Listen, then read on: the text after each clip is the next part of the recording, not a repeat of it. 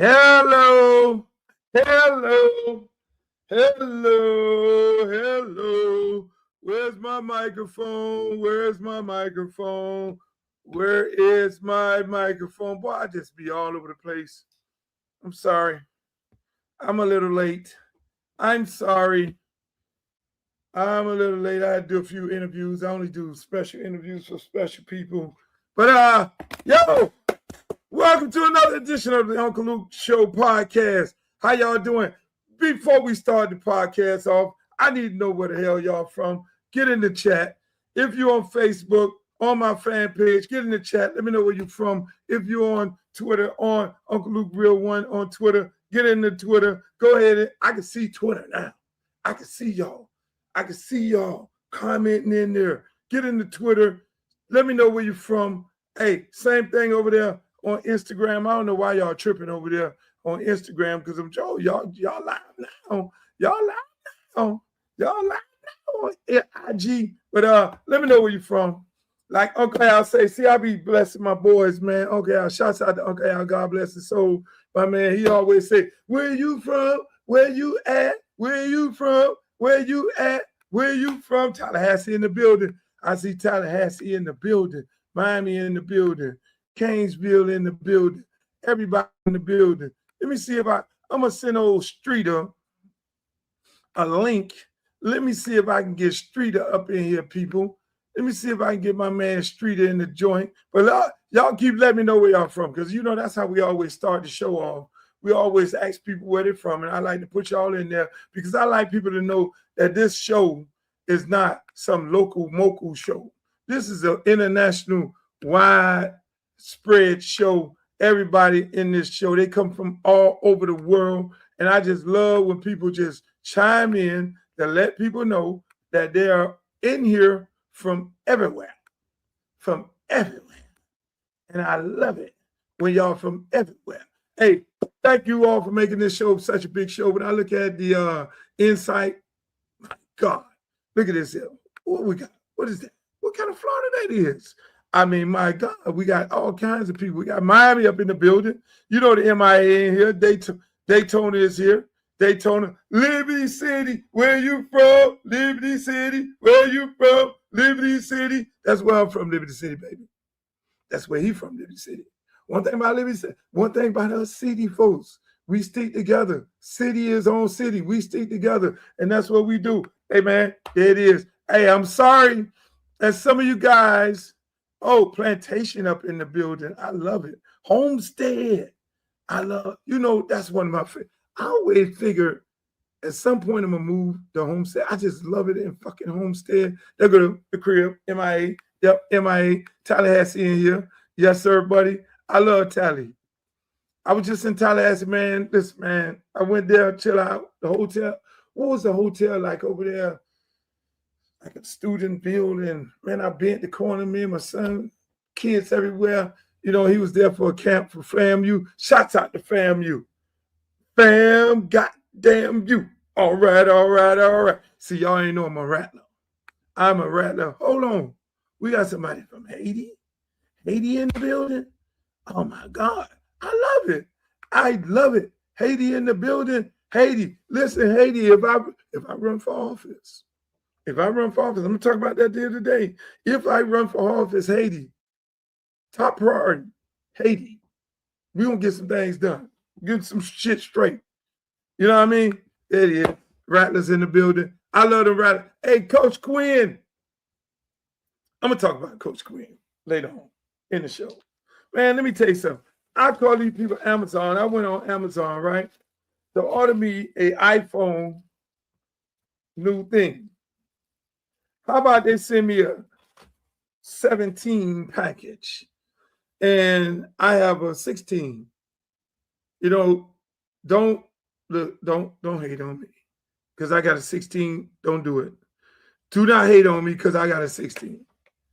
I ordered a 16 thing, and they sent me a 17. I don't know what to do. And, you know, that's why I don't like dealing with Amazon. I always see the wrong thing. What's South Carolina, North Carolina, I see y'all in the building. Hey, Alabama, I see y'all. Yeah, I love it. Them people send me, look at this. They sent me this. My thing is all in bad shape. There's nowhere to be found.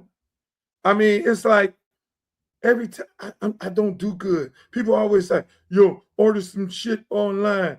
No, I don't like ordering online. Because when you order online, what ends up happening is they see the wrong shit. It's like going through the drive-thru. But unfortunately, with the drive-thru, you can check your bag before you leave. You know what I'm saying? Tell all your friends. Tell your friends to tune in. Uncle Luke is live right now, baby. Let's go. Let's go. Y'all ready to get the show going? Y'all ready to get the show going? I know y'all. Look, I only keep so much shit going on. I gotta stop this. Chi-Town in the building. What's up, Chicago? What up? I just talked to my boy Levi in Chicago. Levi was telling me, hey man, them University of Miami coaches came by. They came by today. I asked them, did y'all get that shit right with all? And they were like, Levi, man, that's everything good, man. I love Mario Cristobal. Regardless of what people say on here, Mario Cristobal is a real man. He understands me. He understands my love for the University of Miami. And if he don't, which then so be it. I'm calling a spade a spade. Shouts out to Savannah, Georgia. Life is like a box of chocolate. You know, Savannah, Georgia is a very special place. You know, I travel all over the country, all over the world. You go to Savannah, I went and sat down in that seat where the guy said, life is like a box of chocolate. And you go to Savannah, and Savannah got so much history. I hope they ain't take them statues down. They have some statues of soldiers who fought in the different wars. And it blew my mind. In Savannah, they have a statue of and tell them whether I'm right or wrong. They had a statue of a Haitian soldier, a Haitian general. And they say that Haitian general came from Haiti to fight with United States soldiers to help win the war. Because, you know, listen, one thing about Haitian people, they lost the motherfucking war. Haitians don't lose wars. Them some fighting motherfuckers. They don't lose wars. That's the problem right now when it comes with Haiti and France. And France, y'all need to get Haiti their reparation. Y'all need to repair them. Haiti and France, Haiti whooped their ass. And that's why Haiti is what Haiti is today. They try to oppress Haiti and suppress them and do everything in the world to hate on Haiti. But man,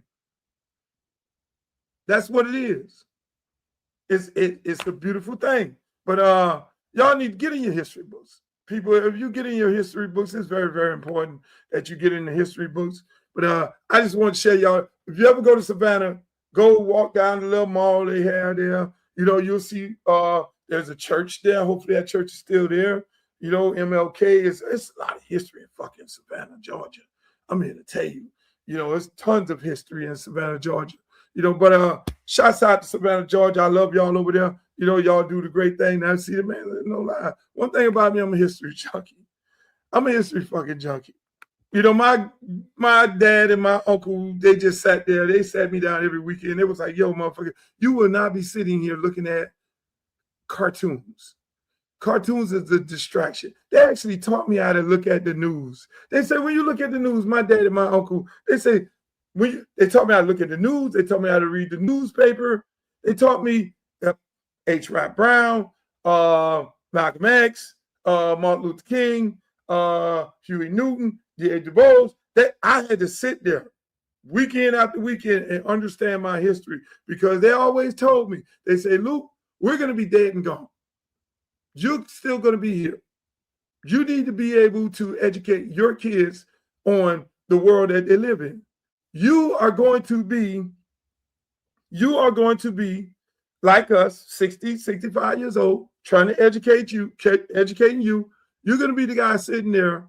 Hopefully you educate your kids. And if you do good, you can educate some other people. They're not going to like what you got to say. mass majority of people are not going to like what you have to say because you're going to be so far ahead of them because most of the motherfuckers in these other houses looking at Snoopy, the Jetsons, and all that other wild shit on cartoons. But you're going to get the teaching every Sunday, every weekend. You're going to get the teaching because they're going to have invisible chains on them and not know they're going to have invisible chains on them. But you and your brothers will not have that. I said, what you mean by invisible chain? See, we were locked up, chained. We were locked up, jail, chained. You saw them, but they're going to get y'all in the mind. They're going to get y'all in the mental. They're going to put invisible chains on y'all in the mental. They're going to make it where you all, see, right now, we eat, we shop. The dollar travels in the Black community back then. Now, mind you, I'm 60-some years old. Back then, we didn't go outside of our community to eat. We didn't go outside of our community to shop. We didn't go outside of our community to dine. We didn't go outside of our community to get our haircut. We didn't go outside of our community to go to a car wash. We wasn't into, back then, they wasn't into Chanel and Prada and all that fancy shit. We were into ourselves. And so therefore, the dollar transferred within the African-American community. It stayed in African-Americans, no different than the Mexicans right now, no different than the Jews right now, no different than the Hispanics right now. We ate, lived, vibed, respect amongst each other. We had our community until they put that motherfucking expressway through Overtown. And it was only Overtown. They put it through every other Black city in America because they had to do what? Separate it. Then they started busing us. See, I'm going to give y'all a history lesson before I get into the other shit that I'm going to talk about. So you can get a good idea of what type of shit I'm on. I'm on a whole different movie. So when you hear me talk, like, you're like, how the fuck they pick? Like when they were fucking with people for hip hop, I was the wrong one because I already was educated by some pros. I was educated by let me go back to this. They told me, it was like, yo, I need you to understand how to read the newspaper. I'm like, the newspaper is here. Get the newspaper, Luther. Get the fucking newspaper. We're going to start with the newspaper, then we're going to go with the news. Start with the fucking newspaper. Open up the newspaper. What do you see?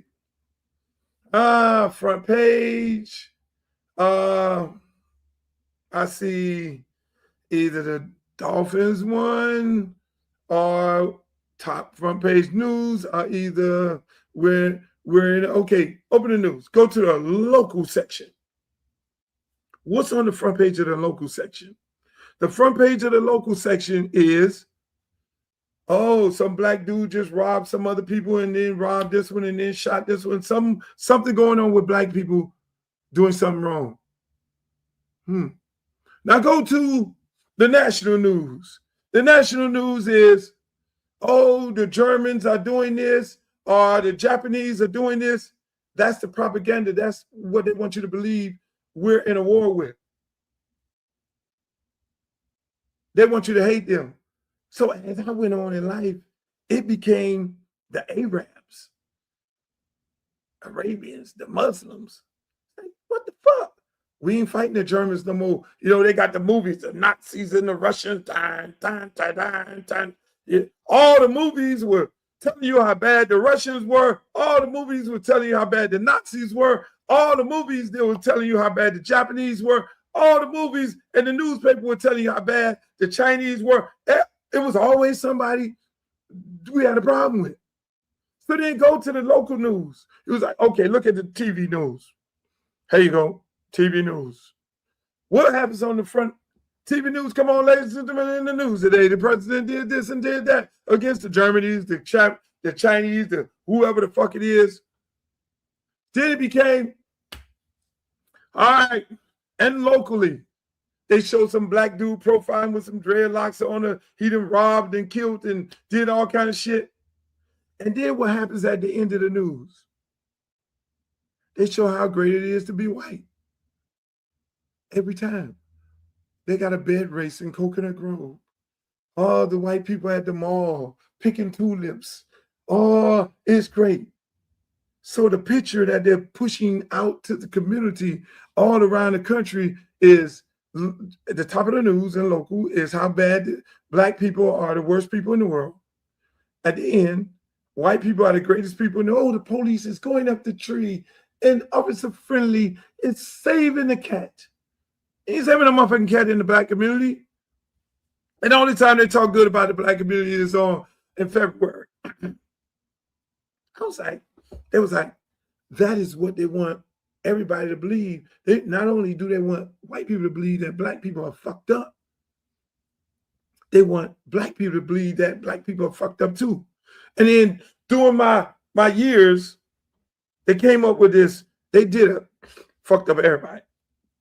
They did this test, and that some kind of way got out where they had black kids looking at a black doll and a white doll.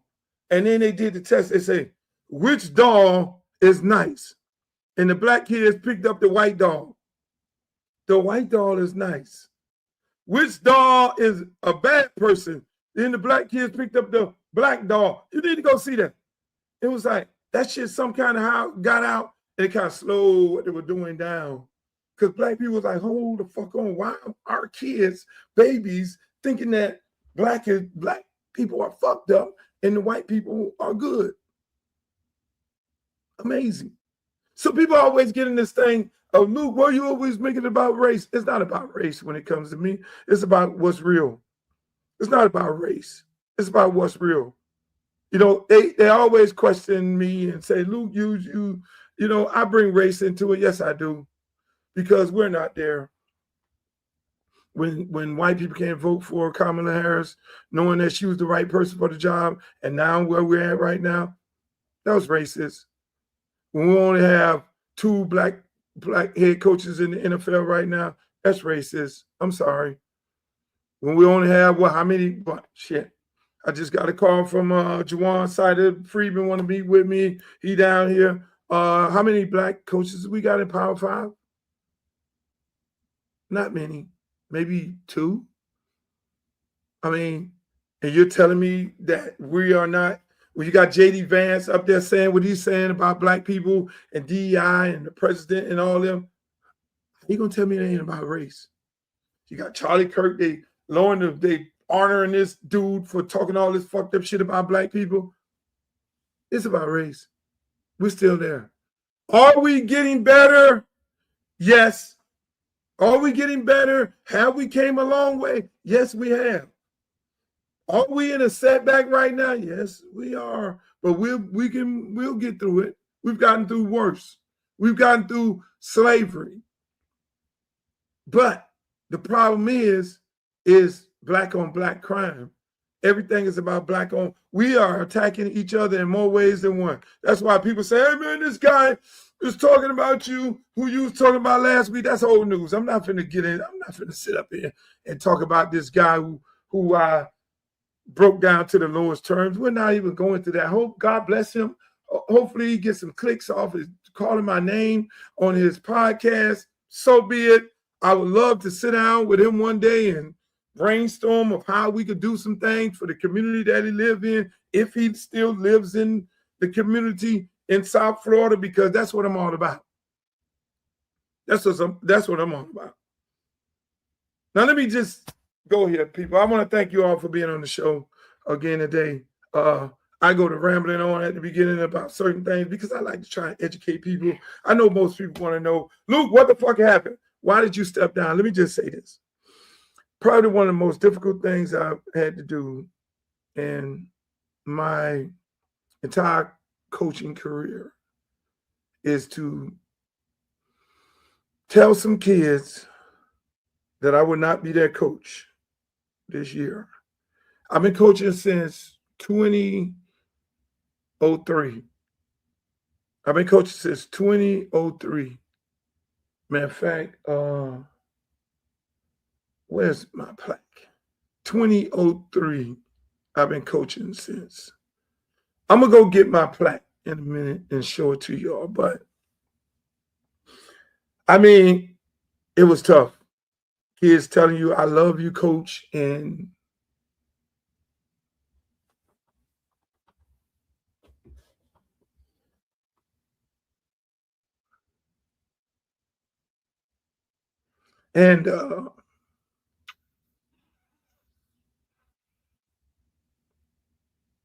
things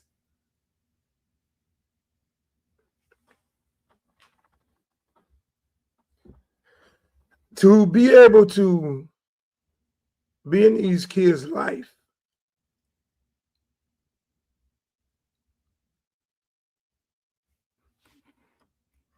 For 22 years, and to be able to see is what can you do for your people? Grown-ups, they're already setting their mind, they're gone. But we go into it to save lives. We go into it, what better way? I started a youth program, Liberty City Optimist. Sam Johnson came to me and said, man, help me out with my baseball program. I said, I want to start football in Liberty City because I used to get bused all the way to Miami Beach to play football in a place where we had to be off the beach at 6 o'clock. If not, we would go to jail. And going playing organized sports in a city, Miami Beach, South Beach, where we had to be off the beach. If not, we would go to jail. That place y'all love going, oh, we going to South Beach. LeBron James, yeah, we going to take my time to South Beach. You don't know the history. So I always said when I rode that bus over there to go play organized sports, whenever I get 2 cents over my lunch money, I'm going to start a program in my own neighborhood. I'm going to take my own money and start a program, which we did. And our program, Liberty City Optimist, is still here right now today. So when my career died down, I'm going to go out and start coaching football. Career died down a little bit when I started coaching at the park. Took my team to the national championship. I said, I want to teach these kids on a very high level. I went to the University of Miami, asked Randy Shannon for some cut-up tapes. I want to coach, not how I played, but I need the new shit. So I coached a little league team, Liberty City. On that team, it was Charles Gaines Jr., who ended up getting drafted to the Cleveland Browns. It was Slim, who ended up going to West Virginia. It was Devontae Freeman, who ended up becoming the highest paid running back in the NFL. It was Darrell Estridge on that team, who ended up playing for Arizona. Then I eventually took that whole little team and sent them over to Miami Central. They were going to EDISON. Corey Bell then left, went to University of Miami to be working with Randy Shannon. So I never thought I would end up back at EDISON. So I ended up telling Lockett asked me to coach at Central. Like, yo, you got to come coach over here. Because at the time, they went over there and another coach wanted to go a different direction. Jerry Clay, shouts out to Jerry Clay, asked me, Luke, because I had them sent Jeffrey Godfrey, Brandon Gaynor, Freeman, all those guys, send them over to Central. And Coach AJ, he was the only guy that was cleared to coach after the whole scandal at Northwestern. He went over there. AJ went over there. And so what ended up happening is it was late in the year. They hired this guy, this other coach. I ain't calling his name. But eventually he wanted to go a different direction. He didn't want AJ and Telly to be over there. So Jerry Clay called me up and was like, Luke, man, we got to sit down and figure out what we're going to do. I called Jerry Clay, man, this guy want to go a different direction. So all my kids are sitting there saying, hey, coach, what we going to do? And Jerry Clay eventually changed coaches and made Telly Lockett the head coach after our conversation. Telly Lockett became the head coach. Long story short, Chris Perkins went over there. They got the band back together. AJ, we won the first state championship in the history of Miami Central. And the dynasty was formed at that moment. I ended up going to Miami Northwestern to be defensive coordinator by Billy Rowe. Billy Rowe gave me the job. On my team, I had a first-round draft pick, Baker. I had Artie Burns, first-round draft pick. I had Amari Cooper. I coached all of them at Miami Northwestern. Billy Rowe did get fired, and I'm sitting there, and I'm like, okay, Stephen Fields, who coaches at the University of Miami right now, was coach. And Stephen, I knew Stephen from Hampton. Stephen came down. I coached 1 year with him, and then I went over to Miami Northern. And at Miami Northern, I coached Bashawn Joseph, Emmett Rice. Bashawn Joseph ended up becoming middle linebacker for University of Florida. Emmett Rice became middle linebacker, starting middle linebacker for Florida State. And then there was a guy named Carlton Davis who will be playing in the Super Bowl on February 8th. He was playing, at the time he was playing safety, and he cried because I told him, you need to go play corner. Now, mind you, I'm the defense coordinator over there. So we had a group of young men that went off to college, and Brown, and a whole bunch of other people. So this is my going from the park to going to coach in high school. And I'm over there, and then I ended up, wanting my own team. And I ended up for briefly going to Miami-Jackson. I went to Miami-Jackson. They said, you want to be the head coach? And at Miami-Jackson, I said, I'm going to build a program young. And I went and got a bunch of the kids from my park, around the corner, Liberty City Optimist.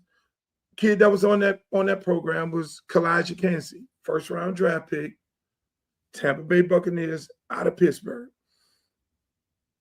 and a number of other kids. So everywhere I went, I had a first-round draft pick because I can coach.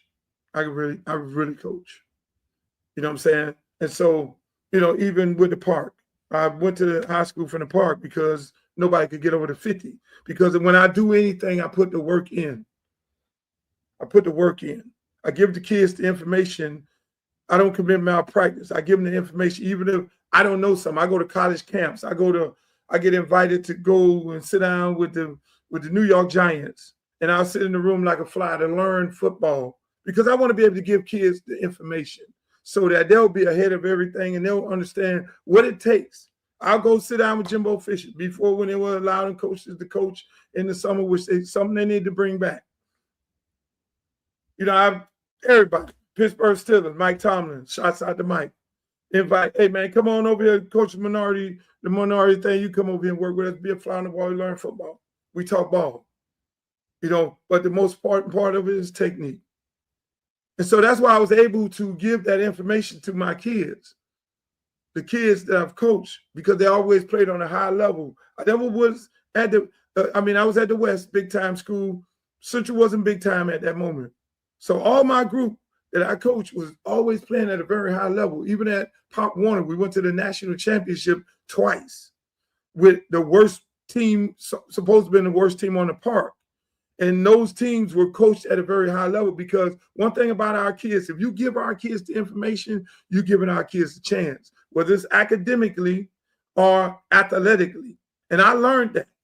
And as I learned that, I then said, how do I now do better by these kids? How do I get these kids exposed? And I learned that when I was a kid, I was a bad guy. I wasn't fucked up. I wasn't fucked up. I was like Robin Hood. I was a bad guy. I was a tough kid. All that, you name it, I was into it. Then my mom sent me to DC to stay with my brothers, and I learned how to be an entrepreneur, and then I came back. But then DC opened my eyes. They're like, oh, black people doing this shit? Black people doing this? Oh, you ain't got to do that to be here. And now I came back with all that. That's opened my mind to business and everything else. But one more most important thing opened my mind to is I got to take these kids out of Miami, out of their environment, let them expose them to these colleges around the country so they can see kids that look like them. And they can then come back with a renewed faith in themselves. Like, I know where I want to go at, because most kids don't know where they want to go at. Most kids don't want to know where they go at. And the fact that you need to tell these kids you love them. So, that's why, again, going back to my decision today to leave, it's almost similar to my decision to even go to Miami Edison. I was at Miami Northern with Coach Darryl Heidelberg, not too far from the house. I'm coaching. I got Carlton Davis going to college he went. You know, that was the day. I left the day, Miami Norland, I left the day, the signing day of Carlton Davis going to Auburn. I remember like it was yesterday. His mom came in and was like, Luke, where's he going? I was like, Mom, I don't know. I don't have anything to do with that. You got to talk to the head coach. No, I'm talking to you. If you know Carlton Davis' mama, she ain't nothing to be playing with. She was like, no, you're going to tell me. And if you're going to tell me also if you're going to stay here, because the little brother, Urshard, is here. And if you stay here, Urshard will stay here also. If not, I'm taking Urshard over here. Now, if you know Urshard, he was smaller than Carlton. Yeah, he was tougher than Carlton. He didn't want to hear that shit, but Urshard was tough. It was like Lil Smith. I coach Lil Smith. Knock himself out every time. Tough mother kid. You know, so I mean, I got these stories about these kids. So along the way, I mean, it's like you have these stories about these kids, and you know, you see them at this impressionable age. You know that it's like hitting a lottery for them to even get in college, and then super lottery if they get to the league. And so we have so many kids get to the league, and so many kids do real good in college, but they work hard like a motherfucker. So through those years, every year after the end of the year, I'm like, can I do this? Can I do it again?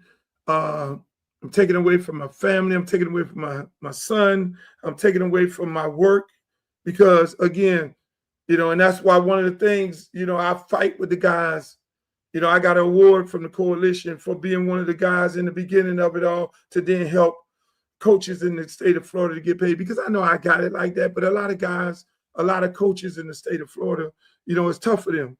You know, I lend my voice, my platform to them and to helping them, you know, get higher pay for coaches here in the state of Florida, get higher pay for coaches here in Miami-Dade County. And we ended up going the first because I went to the school board and said, hey, look, you need to pay these coaches, give these coaches higher pay, because working on 13 cents a day is difficult, you know, and this is for them. And so we got a unanimous vote, but because of all the union bullshit, the coaches didn't get an increase in pay, you know, because all that. And we're different. That's a whole other show we'll get into. But it's moving through the House and the Senate right now. And it's, you know, the guys from the coalition is damn near there where they're going to give coaches in the state of Florida higher pay. I mean, those little things like that along the way you work on, you know. And so I know there's a lot of coaches here in South Florida. You know, we compete, but a lot of these guys they're somewhat taken back as well of me leaving, because they assume that I'm one of the leaders of the coaching community. I'm one of the old heads that they can get on the phone and call up if they're being treated wrong, because I got a voice that I can call Craig Damon and have a conversation with him, or I could translate something from Craig Damon down to the people here. They know I can go to the school board. They know I will speak before the school board on behalf of the coaches as well as the kids. So a lot of people are kind of taken back, you know, and behind that. But like I say, leaving Norland and going to Edison, you know, it's like, why are you doing this? I mean, I like challenges. Edison hadn't won a game in damn near 2 years. It was bad. Field is, I mean, nobody wanted to coach there. They had no field house. The field house, you know, it was rats and roaches running around. You had to go in the building. I literally went into Miami Edison. It was the first day I went there. It was 8 players. It was me and here's the thing, gonna blow your mind. It was me and Malachi Tony, Daddy, Coach Daylon. We were the two that went to Miami Edison. He was the OC, I was the DC. We walked in the room and it was like, what the fuck? There's no players. We went and had another, well, they didn't get the message over the loudspeaker. We went the next day, it was 6 players. So we had to build a program from scratch. We had to build up everything. So coach ended up, he had to go and do something. He stopped coaching. He's at the park with the kids. He needed to do some different things, and I got to keep it going. Me and Coach Dudley, me and Coach Lou, who's now over there at Carl, gave us shots out to them. Coach Dudley and Coach Sid, we've been there since day one. And those guys have hurt right now because they've been there from day one. Coach Sid, who's the head of Tacosi, and Coach Dudley. And to walk away from the program to, my thing always goes someplace I want to make it better than what it is. And I think when we look at Miami Edison, there was no locker rooms. We revitalized the field house. We redid all that. We got Miami Dolphins to come in and put lockers in there, with my help. We got Adidas to put a field out there. We probably was only public school with a turf football field stadium with scoreboard and everything. And everybody was like, hold on, they ain't win no state championships like Northwestern and Central and all that. Why the fuck do they have to play in the dirt and all that? No, that's what I do. Mind you, still running the Optimus program because, my other founder, he passed away. And so now, shit, that was in dire strait, with our beautiful board, Pierre Rutledge and Dwight Jackson and Ms. Watkins and Janine and you name it, Vice President, Brittany, Chad Johnson, baby daughter, mama, some great women at our program. We had to bring our program out of some very financial difficulties. So I had to take that shit on at the same time of bringing the program back to where it needs to be at. Plus, on top of it, we need to get a building done for the kids. And we got that done. We got it built with Keon Hardiman. We got it built. It started off with Joe Ariola finding the money, and Joe Ariola went off, and then you had Spence Jones come in, and we started the project with her, and Keon Hardiman finished it. And then we went and redid the football fields. We renovated an entire 28-acre park, and it started off before with Commissioner Teal, and we built the small center, which we eventually turned that into the senior center building. So a 28-acre park in Liberty City, if you ride by Hadley Park right now, you would think that motherfucker belongs in Carl Gables. That's what the fuck I do. It's not, that's what I do. That's how we work hard throughout the process. But then at the same time, I'm always lending my voice to other people. You name it. Anybody call me, Martin to call me, whoever call me, you name it. I'm helping everybody out to show them what we did. Ben Hanks and everybody over at Gibson, because once I had the conversation with Joe Ariola about, we need to do something about this park when he was the city manager. He said, okay, I got $16 million for Hadley, I found, and I got $24 million I found for Gibson.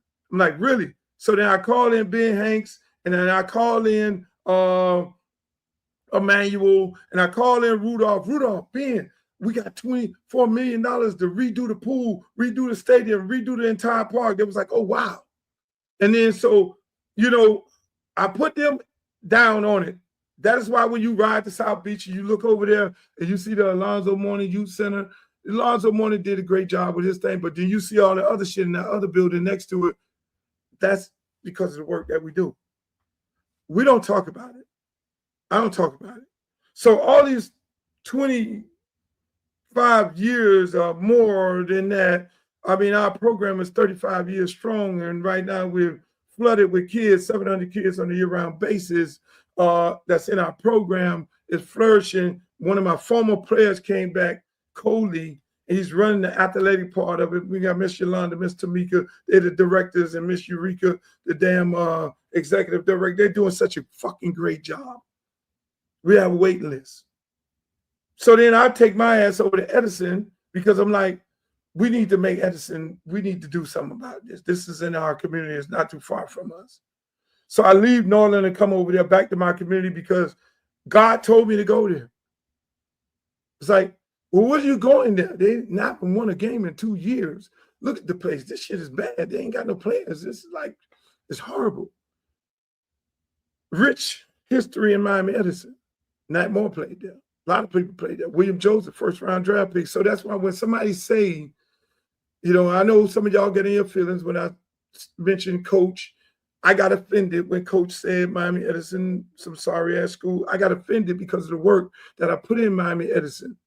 And when you say that to one of my former players, I take that very personal, you know. And so, but fans don't understand. That's a whole nother movie. I'm past that. I want to talk about that because of the work you put into some place. You don't want anybody to say that place is a piece of shit place because you need to respect that.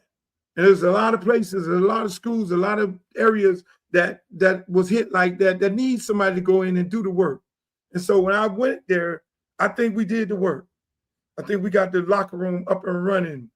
You know, it was sewer water. But then by me being able to get on the phone and call up board member Dorothy Mendengal and being able to go in there to be able to coach, you know, and just do some great things at school and build, just get my relationship with Adidas to build a field, put a turf field down there, $2.5 million field, and put the scoreboard up and all these things, have a apparel deal. That's why I wear this. I wear this when Kanye West and all them was talking shit about it. I wear this when Alicia Keys' husband and all them was talking about boycotting this. I wear this because I know what this puts back into our community. So I don't get caught up in the bullshit of what other celebrities say because some kind of whatever dealt with them. These people right here puts a lot of money back in our community. That is why I was able to get with them and have a conversation with them about doing a big deal in Miami where you support how you support us at Miami Edison. You support all these other schools because all these other schools are getting fucked. All these you have Nike only doing taking care of 1 or 2 schools, and then everybody else is left to the side where they got to go hustle. They got to go hustle to buy uniforms, where the district only give you a budget of $25,000 for your entire athletic department. Just think about that.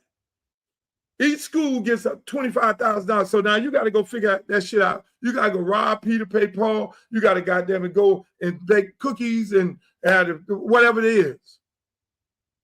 So no. Their host Dolph come to me and say, Luke, I got this deal, and what ended up happening, long story short, I told this story before. Okay, let me go talk to the executives at Adidas. Let me talk to the executives at Nike. Let me talk to the executive at Reebok, Shaq, and all them. And we got a deal done, a major deal for Miami-Dade County, which we should be able to take to Broward, which we should be able to take to Palm Beach, which we should be able to take to Tampa, which we should be able to take to Duval and all these other metropolitan cities if they want that. This is what I do. My hip-hop platform and my platform of being politically correct, I do that. So again, going back to these kids, man, I listen, I was hurt. They hurting. I'm hurting because God has told me, you know, I had to look at everything. I can't short them because everything I do is on a very high level. I got my son in 11th grade. He's varsity baseball, his games. Everybody was like, why didn't you run last time when you said you thought about running? Couldn't do that. I got football. I got these kids. I got my child. The schedule would be crazy. No. So everybody got in their feelings why I didn't run the first time. A lot of people got in their feelings. No.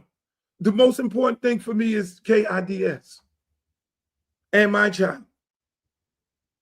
So I end up saying, okay, this will be the perfect time if I decide to run. But I got to make a real serious decision. I can't coach and run at the same time because I'm going to be in a race with a whole bunch of people And I need to be able to get my ass up to Belglades, Lauderhill Lakes. I need to be able to get my ass up to Tamarack. I need to go to River Beach, and I need to be able to be amongst these people and ask these people what the issues are in their community before I can make a decision of yes or no. So I had a beautiful conversation with some of the people in the muck today, because I'm not going to run if they're okay with their congressperson. But if they're not okay with their congressperson, and there are a lot of things that's needed in these areas, that is when I'm going to run. Because the same thing that I did at Miami Edison, same thing I did at my park, is what I will do for that district. And so when I look at my kids and I have to tell my kids, I'm like, God has directed me into another Edison situation, that this is a district that's hurting. This is a district that the Congresswoman has been indicted. This is a district that needs resources and things. And with me knowing how I am, because I ain't looking for no fucking job, $160,000, I'm going to be losing money, no different than I'm losing money coaching football. But it ain't about the money. It's about serving the people and doing the right thing by the people. Some people like these, most of y'all elected officials, like they like dancing around on the goddamn videos and all that. Like Suge Knight said, they want to do all that and act like they're bigger than what they are, but they don't bring nothing back into the community. And that's why you see a lot of our communities getting our communities getting tore down, and before you know it, the rich history of it all is removed. But I had to make that decision. So I sat back and I'm sitting there like, man, it was killing me. Because I thought I was going to make this decision a month ago, 2 weeks ago, 3 weeks ago. And it ran up to right now. Luke, you got to make a decision because these kids need a coach. I got college coaches coming down here right now. Who's the next guy? I got kids. These kids need a coach. You can help the school. You can continue helping the school by being there for them. I'm not leaving the program. Like I told the alumni president, some of these idiots get on here to me, oh, Luke was in fighting with Beard and Mario and all these people, and they ran Luke out of, no, ain't nobody can run me out of no motherfucking Miami, bro. That's just haters when they say that. Because one thing about it, two things, I can show you all the damn texts from the principals, from the kids, and from the alumni president. These people are very hurt that I'm not there. So I know hate is real. I know hate is real. And that is what people do. But no, I'm so deeply entrenched in Miami-Dade County politics. Put it this way.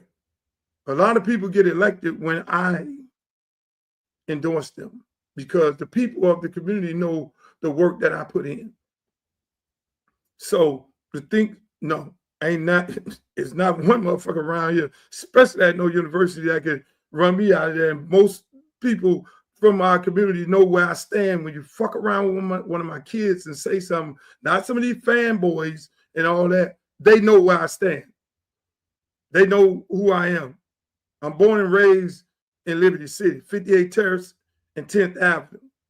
They know what I'm all about. They follow my career. They know what I fought for, and they know when they call on me that I'm going to be there, Johnny on the spot. And anything I get involved in, I do it to the best of my ability. I don't maintain the damn thing. I take the damn thing to a whole nother level. And that's what I do anywhere and anything I do, anything I touch. You don't have no hip hop in the South. If my black ass told them people up north, now fuck that. We're going to do this. We're going to have hip hop in the South. Whether y'all like it or not, we'll just sell these fucking records to ourselves. And that's what we did. That is what we did. So when these guys get on here and say, oh, yeah, Luke, well, you from Miami and you shouldn't be running in Broward and in Palm Beach. And yeah, no, I represent the United States of America. I represent South Florida. I represent the state of Florida. Been there, did that, and bought the T-shirt. So again, that's one thing, people. But it goes into, it goes back to the hurt of these kids. And I say, how I have to still be there for my kids. I have to still be there for my kids. I'm gonna be there for I ain't coach going down the road. I ain't Nick Saban. Then left all the motherfucking kids. No, this is high school football. Those kids are on here. Those kids need the blessing of their coach. When it's time for me to get on the phone, I'll be sitting right at their game. If the new coach or the administration want me to be a part of, I'll be on my spare time, I'll be posted up at practice. When it's time for them to get in college, I'll be the one getting on the phone, using my Rolodex, knowing Kirby Smarts, Freeman, or whoever it may be, to help them, trying to help them assist the coach and helping them get to where they want to go at. But then the other part of it, I looked at an interview with Sarkeesian, and Sarkeesian said, these kids got bad representation. They got the college student here, representing them, and people younger than them representing them. They're coming out throwing out all these crazy numbers, and there's no union, there's no real agents. And so I started thinking about that too. Look, I worked with my ex. We did a good job. She did a great job with Devontae Freeman, helping him becoming the highest paid running back in the NFL. Great job with Duke Johnson, making him the 5th highest paid running back in the NFL. I mean, marketing wise, making tons of money. So we're somewhat familiar. I negotiate contracts. So I'm sitting there saying, I would just lend my services to families who are in need of to help them with their transition to college football, and maybe get into a thing of helping them negotiate whatever they need to go, just to be, that's where you can help if I choose to do that. But my main focus is my businesses. I have a film business that's doing very well. I mean, y'all saw some of the projects, Freaknik and Warriors of Liberty City. We have 3 other projects that we're getting ready to do. Music business. This podcast shit that took off. The merchandising business is fucking great. And there are other new projects that we're working on. But I'm looking at it saying, I have that. I got this 11th grade kid that games I need to be at, and if I'm at practice, I can't be there. And then I'm looking at this possible run for Congress. And if I run for Congress, why would you run for Congress? What can you do? Well, number one, you don't need a job. So you put the resources back. You can do some of the things that's needed in Belgrade, Pahokee. You can do some of the things that's needed in Riviera Beach. Them people in Riviera Beach, the water has been fucked up for many, many years. They damn near got a ball of water. You can do some things in Lauderhill Lakes and all that. If you do what if you do get elected and you do what you've done and all the other projects that you work, then District 20 will be the best district in the United States of America. And they all will be looking at District 20 and hating on District 20, no different than most people hate on Liberty City Optimists, our program, because we take our kids all over the world. We ride pretty buses. We don't ride yellow buses and they like, oh, they bougie over there. Yes, because all my kids are going to get the same thing that my son get. You think I'm going to short my kids? At Liberty City Optimists, we don't do that. We don't short our kids. That's why the waiting list is damn near 200-300 people. We give our kids the best of the best on top of the best. They eat, drink, live the same way my child. They go to the same amusement park my child go to. If he have his birthday party over here, our kids go over there. And that is how it's supposed to be. I don't short our kids. We go and get all the resources we need to get with the help of Commissioner Christina King and Keon Hardeman, and they bring the resources into the program. Our partnership with Adidas, partnership with Atlantis, You see the airline the Dolphin ride on? They're partners with us. They've been partners with us for years. They sponsored the entire Atlas airline. They sponsored the entire summer program. They've been doing it for years. And so we use that, the platform. We get the, so it's so many people that pour into it because I go there and say, look, this is what we need. But we don't do no funny business. We get at least over damn near $3-4 million a year for our program. That's why we're able to give our kids what they need to give us, the vision and the dream that I have in my mind of educating these kids and making sure they're getting the proper education, because we know mamas and daddies is working 2 and 3 jobs. And when they come to the program, they got to come to the program aftercare. And we got the top of the line teachers, and we pay them top of the line dollars to then tutor our kids. We go, Coach Lamb goes into the schools and talk to the teachers about certain kids that's in our program. We don't fuck around. Ain't no daycare, it's aftercare. And so when they get in the car and go home, they leave home with a full stomach, because we know a lot of kids are not going home with a full stomach. I was a kid that left the park and I was hungry as fuck. And some nights when my mom worked at the beauty salon, she couldn't get back to the house, and I had to go grab me a goddamn choke sandwich, which is peanut butter and jelly, and they would say that is equivalent to a steak sandwich. Eat that shit and go to sleep. And I always say my kids would never go home like that. They'll leave our program after eating and have a full belly, and whatever food we got, we'll send that over with them to take home to their brothers and sisters. So when I look at my kids and I look at them, and I know that every year I take them around the country on bus tours. Anybody started that? I started that. Taking these kids to camps all across the country. I started that with Jeffrey Godfrey, Lil Devontae Freeman. The guy who inspired me to do that was Trooper Taylor. He's coaching over right now at Texas A&M. And everybody else followed suit, which I love it when I see other schools now putting their kids on buses, taking them on a college tour, because that opened the minds of these kids. And so my kids are hurt because they at Miami Anderson, and I love them to death. Some of the coaches over there hurt because we took the program to a highest of high, but we're gonna keep the program there. And I hope that the administration get the right coach and the right people over there. And I told them whatever assistance they may need, that don't hesitate to call me. I don't see Glow. I don't talk about what I do. I just go do it. Most people, my good friends, be mad at me. They be like, "You too fucking humble. You need to let these niggas know. You need to let these motherfuckers know. You too fucking humble. You don't be saying shit. You need to let these motherfuckers know." I'm not. I just do the work. We get the work done. I can sit here all day and tell y'all all about that. But again, I stepped down because there's a possible run for me in Congress. I stepped down because I got multiple businesses that are doing very good. I stepped down because I got an 11th grader that I need to be at his games.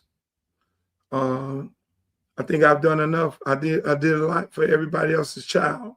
Now it's time for me to be there in this time for my child. You know what I'm saying? I have to get on the bus and go to the college campus, the college camps and all that. That's why you saw me at Florida A&M. I have to do all those things for my son. I'm always going to be there for the kids at Miami Edison Senior High. I think I left the place in better shape.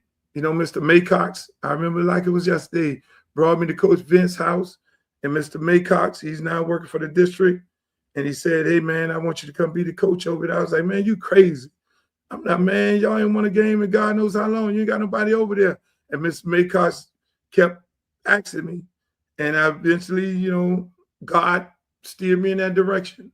And I think we did good. I think we did. We got a number of kids and playing big-time college football right now around the country, whether it's UCF, whether it's East Carolina, whether it's you name it. Our kids all over the country playing, and I'm so grateful for that. You know, we've had a number of kids be All-American. We got kids we just sent to SMU this year, running back to Cal, Sacramento State. We got kids everywhere. And, you know, and I always look at it like that. That's what it's all about. It's not winning a state championship. It's about how many kids you get in college if you're coaching football. Because only one person can win a state championship. But how many kids you get into some institutions, the most important part of that. Oh, so I say all that to say this. Damn, I spent a whole hour talking about that. Well, I didn't want to spend a whole hour talking about that because I got a pretty big show, people. And I just want y'all to know where I'm at. You know, that's a whole lot to unpack. Coaches right now calling me up from everywhere in the world and they asking me, you know, did I step down?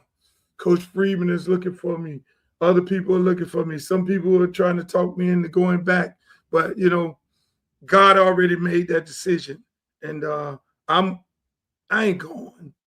You know, I'm not getting on a plane, leaving to go coach in Indianapolis somewhere. I'll be right here to support the program as much as the administration and the new staff, whoever they get over there to be there, just like I'll be there to support everybody else. You know, I'll be there. But the worst part about it, look at the worst part about it. The worst part about it, now I'm not in the fucking system. I could be really a tyrant. I could be real. Boy, Craig Damon in the state is sitting up there like, oh, shit. This dude now, he's not governed under no laws or supervision where we can't suspend him for saying some shit about how we running shit. Oh, my God. You know, because when you're a coach, you can only say so many things. Some people find out. You can only say so many things. Like, I can't say, oh, the ref is fucking horrible. They'll suspend me. You know what I'm saying? So you got to know how to do it. You know, but you know, Craig does a good job. He tries to do a balancing act. We understand that. So, you know, hey, look, I'm going to still be involved in high school sports, especially football, for the betterment of these coaches, because most of the coaches, a lot of these coaches are upset too. Like, we can't believe it, because I'm really probably outside of Coach Ice is one of the only OGs left, and I was the only OG left in public school, so I was the last one. You know, everybody else is young. You know, and so a lot of these guys need some direction, but thank God, you know, they know I'm a phone call away. If anybody looking at this, look, man, if anything you need, they all know they can find me one way or the other. I'll give them some good words of wisdom, and I'll still stand up for them, because being out of the system now hey, they don't want to fuck with me now. No, but I won't do that. But let's get into the show, ladies and gentlemen. Thank you and welcome. Thank you for hearing my whole 1 hour fucking rant about not coaching. I'm sorry that I took so much of your time. But that's what it's all about. Hey, so let's get into it. Now, we have a situation, you know, that's going on. Let's just stay here with sports. So college football, over the weekend, it went kind of crazy. Over the weekend, it went bananas. Now, I'm going to just say this, full disclosure, I'm friends with Lane Kiffin. Full disclosure. I'm friends with Lane Kiffin, so I want people to know that. So I want people to be like, oh, Luke, this and that, and da-da-da-da-da, and all this. I'm good friends with Lane Kiffin. This is what happened over the weekend right here. This right here happened over the weekend where Lane Kiffin posted this. Lane Kiffin posted, "Make Baton Rouge great again," with the hats, and he at Donald Trump. And the whole world went nuts. Rightfully so. The whole world went crazy. Now, mind you, Lane Kiffin is not the favorite of everybody in football. I mean, universally, you know, us, the brothers, unless we caping for a team, ain't nobody got no beef with Lane. But Lane has a lot of people upset with Lane, you know, based on their opinion of how he handled the LSU Ole Miss situation but Ole Miss basically told him, we don't want you to coach. So it wasn't Lane that didn't want to coach. So people got their opinion of that. But when he posted this, the shit hit the fan. You know, I haven't talked to Lane about this at all. Didn't call him up. Didn't text him. Again, he's my friend. I'm going to call him up. I'm going to invite Lane on this show and ask him if he want to talk about it, because I prefer you guys hearing Lane himself. 90% of the time, he probably would come on here and have a conversation, because me and him, we're okay like this. Me and Lane have a lot of discussions about a lot of things. He agree with some things. I disagree with some things.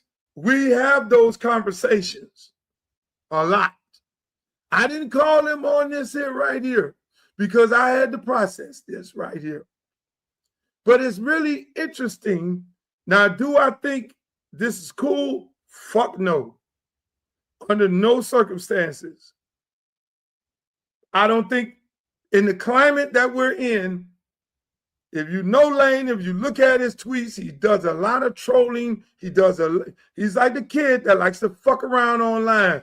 But this right here is not a joke. And I'm pretty sure he found that out real fast. And he took the post down. He found it out real fast that this is not something to be fucking around with, because the outcry of the people and the people who hate him chiming in. So it became a category 6. And now this time of year, Lane has to show up to black mamas and black daddies' houses to recruit their kids. And he's on there with the partnering up with Donald Trump, which is not one of the most popular people in the black community, as well as the Hispanic community and any other community right now. Shit, they're unaliving white people in Minnesota. So to do this, to play around like this at this moment, unacceptable. And I'm going to invite him on here so he can say his piece.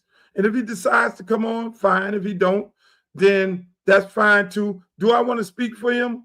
Do I want to speak on behalf of the guy that I know?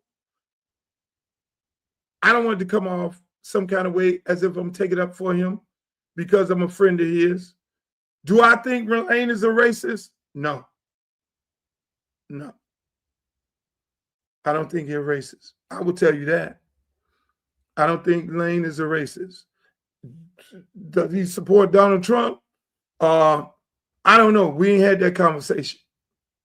But do I think he's a racist? Under no circumstances.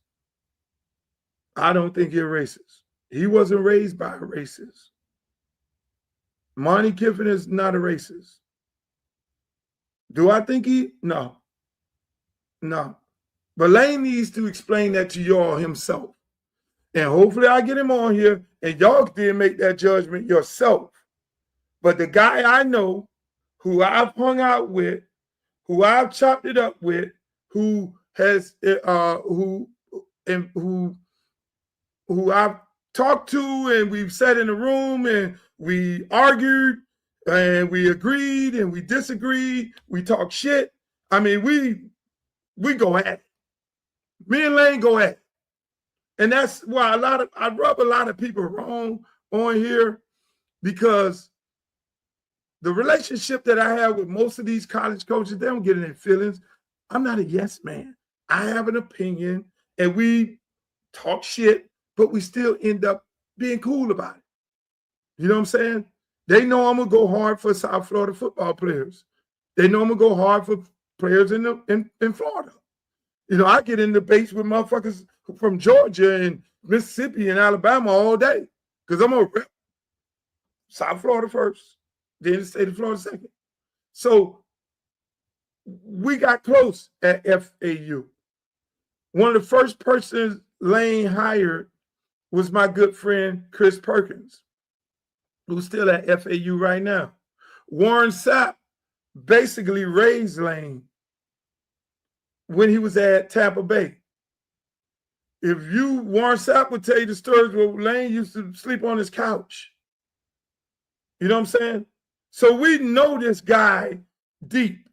like that. He hired Kevin Smith. Warren Sapp recommended Kevin Smith to Lane at FAU. Kevin Smith, the running back coach, is still there with Lane right now. It's a black guy. And other brothers over there that he's very close with. So there are coaches who I can tell you that I think is racist. But I won't choose to use their name on here. But no, he keep it a buck. He coached Lane. I asked Lane to hire Coach Flea. Coach Flea was at Howard University. Job came up with, hey Lane, Coach Flea over there, he was the head coach at Howard University before he went to Colorado. See, this the type of motherfucker I am. This type of dude I am. I don't talk about that. People don't hear that. They don't hear them stories. You feel me? All they want to do is, oh, Luke this and Luke that and all that. No. I'm an impactful person, and I love helping other people.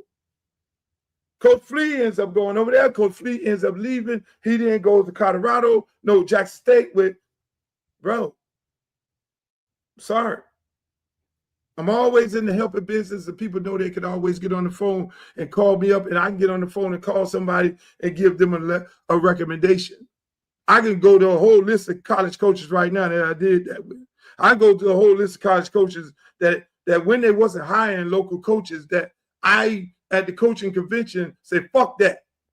We're going to put down on some of these coaches and tell them, hey, look, y'all got to do us the same way doing other people in Texas, people in Alabama and all that.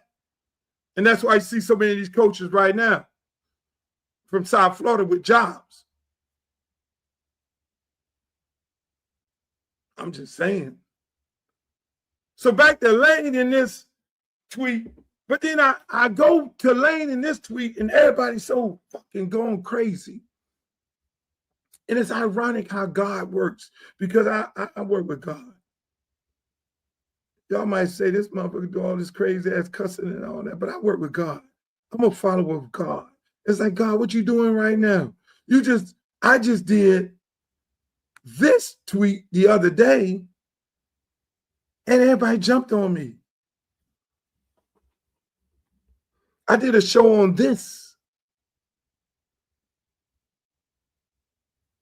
University of Miami, offensive coordinator, caping for Charlie Kirk. We all know who Charlie Kirk is, the guy who hates black people. God bless his soul, he's unalive. You can go look at the videos. I tell you how Charlie Kirk feels about black people. I don't need to go through it, but I did this tweet and it went nowhere. Then see Jamel Hill going crazy after I did this tweet. Now I'm gonna get on the black people first. I didn't see Roland Martin, my good friend, going crazy off of this tweet. And they follow me. I didn't see Shannon Dawson going crazy, Shannon Sharp going crazy off of this tweet. Now,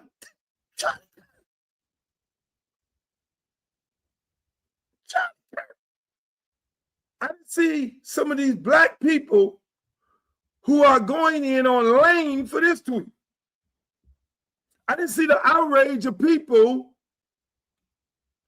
I didn't see the outrage of people, the same energy that they're outraged by this guy, by Lane Kiffin, but they weren't outraged by Charlie Kirk, the guy who said, I don't want no nigga flying no plane. If I see a motherfucking black person flying the plane, Ketanji, the Supreme Court justice, shit, she's uneducated. She's this and she's that. Kamala Harris is dumb. Black people are just dumb, uneducated. They just want to depend on DEI. This man, Martin Luther King, it's a long laundry list of this motherfucker here, Charlie Kirk. At least this guy, Trump, ain't caping for him. This motherfucker, he try to make it my black people friend. It's all wrong. But I'm trying to figure out where the fucking outrage The same energy, rightfully so. Lane, you fucked up. Rightfully so. You're wrong. It's the same thing. Where's the energy for the offensive coordinator at University? Oh. He's just the offensive coordinator. He's not Lane Kiffin. But everything up on the Lane's tweet, you're going to the house of black kids and all this here, and you're doing this, all this here. Black people shouldn't send their kids over there since you caping for Donald Trump. Woo. But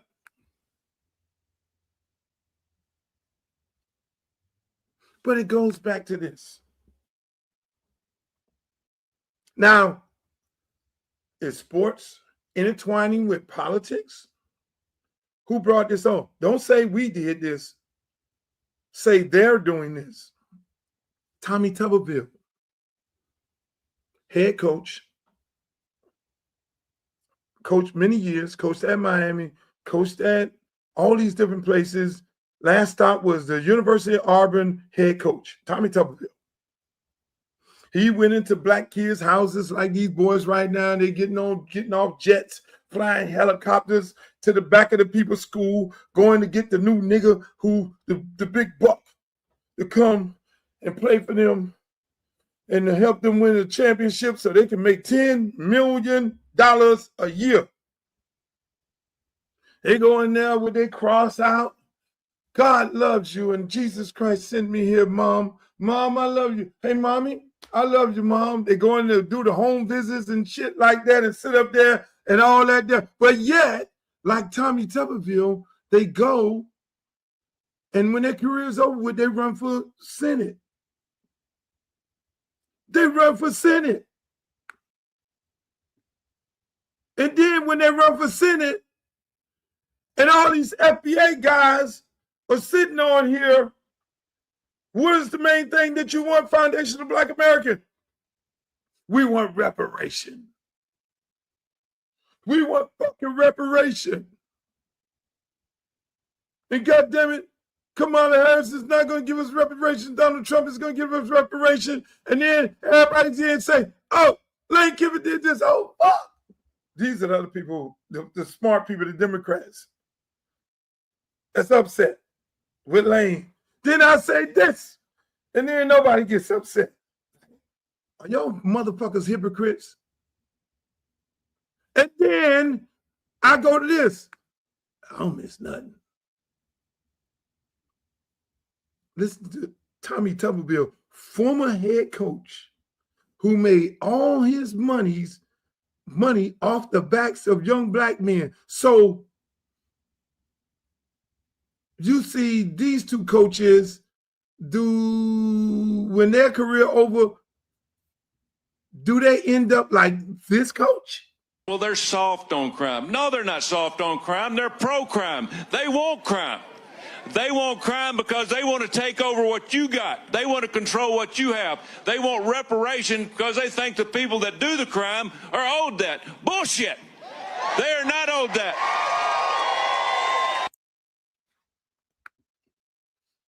That was the motherfucker who was going up in black kids' houses. Tommy Tuberville. So are these guys going to end up like this? This was a former head coach who won a national championship at the University of Auburn, who coached at many, many places.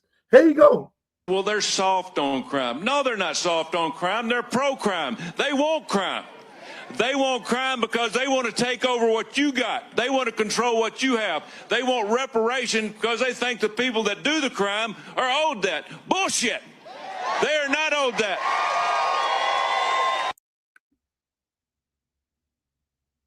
Where's Talik Machine? Where's Talik Machine?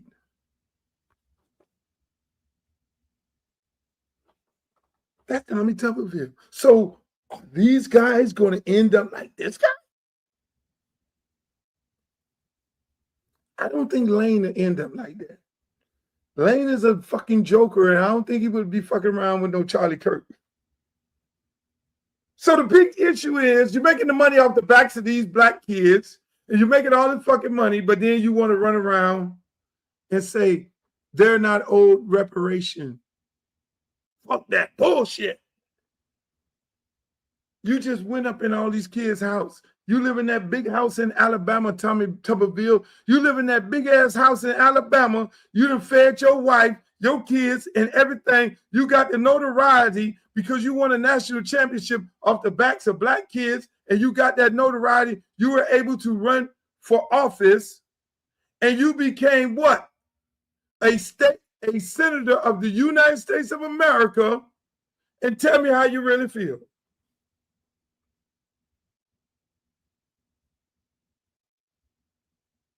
I'm just saying. Where we at? I'm just saying. My thing is this. And I want to ask this beautiful young lady this. Bring in Miss D Love Sports from D Love Sports. I got to ask her this. How you doing, D? I can't hear you. Can't hear you. Cannot hear you. We cannot. I need to learn how to do sign language. What about now? I can hear you. So D, let me ask you, D. So there's outrage for this. Lane Kiffin. Lane Kiffin, not Lane Kiffin. But why? Where's the outrage for the offensive coordinator at the University of Miami? With this tweet. You're not allowed to have. I mean, yeah.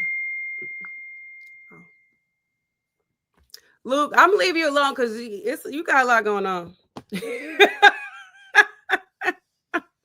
Every time I open my phone, I see Luke. I'm gonna leave that alone too. No, D, hold on, D. And I'm gonna go back. I know you just came in here. You probably saw this, but this is what ends up happening. You end up being soft like him. On crime. No, they're not soft on crime. They're pro-crime. They want crime. They want crime because they want to take over what you got. They want to control what you have. They want reparation because they think the people that do the crime are owed that. Bullshit. So will these guys? I got to talk to Lane Kiffin. See, I be on here. I know D. Here. I just feel bad for the parents. I'll start with the parents. Like the parents that, because I don't feel like the kids are consuming it as much, but the parents, they saw it. It got to them. So, am I wrong for bringing this up, or should I just be silent on these issues? My agency didn't tell me to be silent on this because I don't work for CAA. They're not my agent. I think a lot. I think there was a reason why Lane Kiffin removed it. Whether we're going to the Lane Kiffin post. The other one, I'm not even gonna. I can't even go down that road. But Lane Kiffin, he removed it, and so he was advised, whether by his people or the school, to do so for whatever reason. And so obviously it got attention that they didn't want. Got some okay, so I don't have, again, and I like to remind people, I went to the Supreme Court for free speech and won. So I believe people have a right to their own opinion, what they like, what party they're affiliated with, or whatever it may be. They have that right. I fought for that right. Well, they like Charlie Kirk. Shannon Dawson has the right to love Charlie Kirk. If he believes in what Charlie Kirk is on, that's fine and dandy. If Lane, which I know him, and I know him not to be a racist, because I wouldn't be fucking with him. I'd have peeped that long time ago. Me and him wouldn't be friends. We wouldn't be, we talk and we debate about a lot of different things, but I don't know him to be a racist. Some of the people who real close to him are brothers and shit. Lane is a keep it 100 motherfucker. You know what I'm saying? So, but that Tommy Tuberville, I know him also. I did not see that coming. I did not see that. And my thing is, most people jumped on here and did not support Kamala Harris because they thought the Republican Party was going to get in reparations. And so now, mind you, we're looking at this whole big thing. Coaches going into politics, tell me how you really feel. If you really feel this way, black kids shouldn't be playing for you, or what do we got going on right here? But then my thing to you comes to this, and you cover a real black man as a coach. Should black players then go and not have to deal with the bullshit, just go play for black coaches? I think I'll just go to HBCU. I don't think that'll ever be the case, because it's been happening for so many years, like decades, right? Like from the beginning of time, that's the men that had the position were them, whether they were raises or not, you know, at home, in the locker room or not. So I don't think that that's gonna happen. Right, because we work. Listen, it's not new. Like it's not something that's new. Exactly, it's not new, and that's another thing. Like, listen, man, would I want a Shannon Dawson fired because of this? No. Would I want a Lane Kiffin fired because of this? No.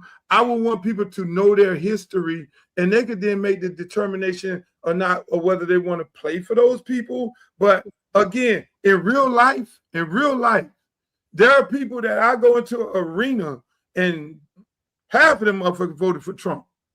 Do I trust them or not having the damn lights fall down on my head? Yes, I do. Will they? Because their level of professionalism, they're going to make sure those lights stay up there in the rafters and they don't fall down on my head because I'm a Democrat.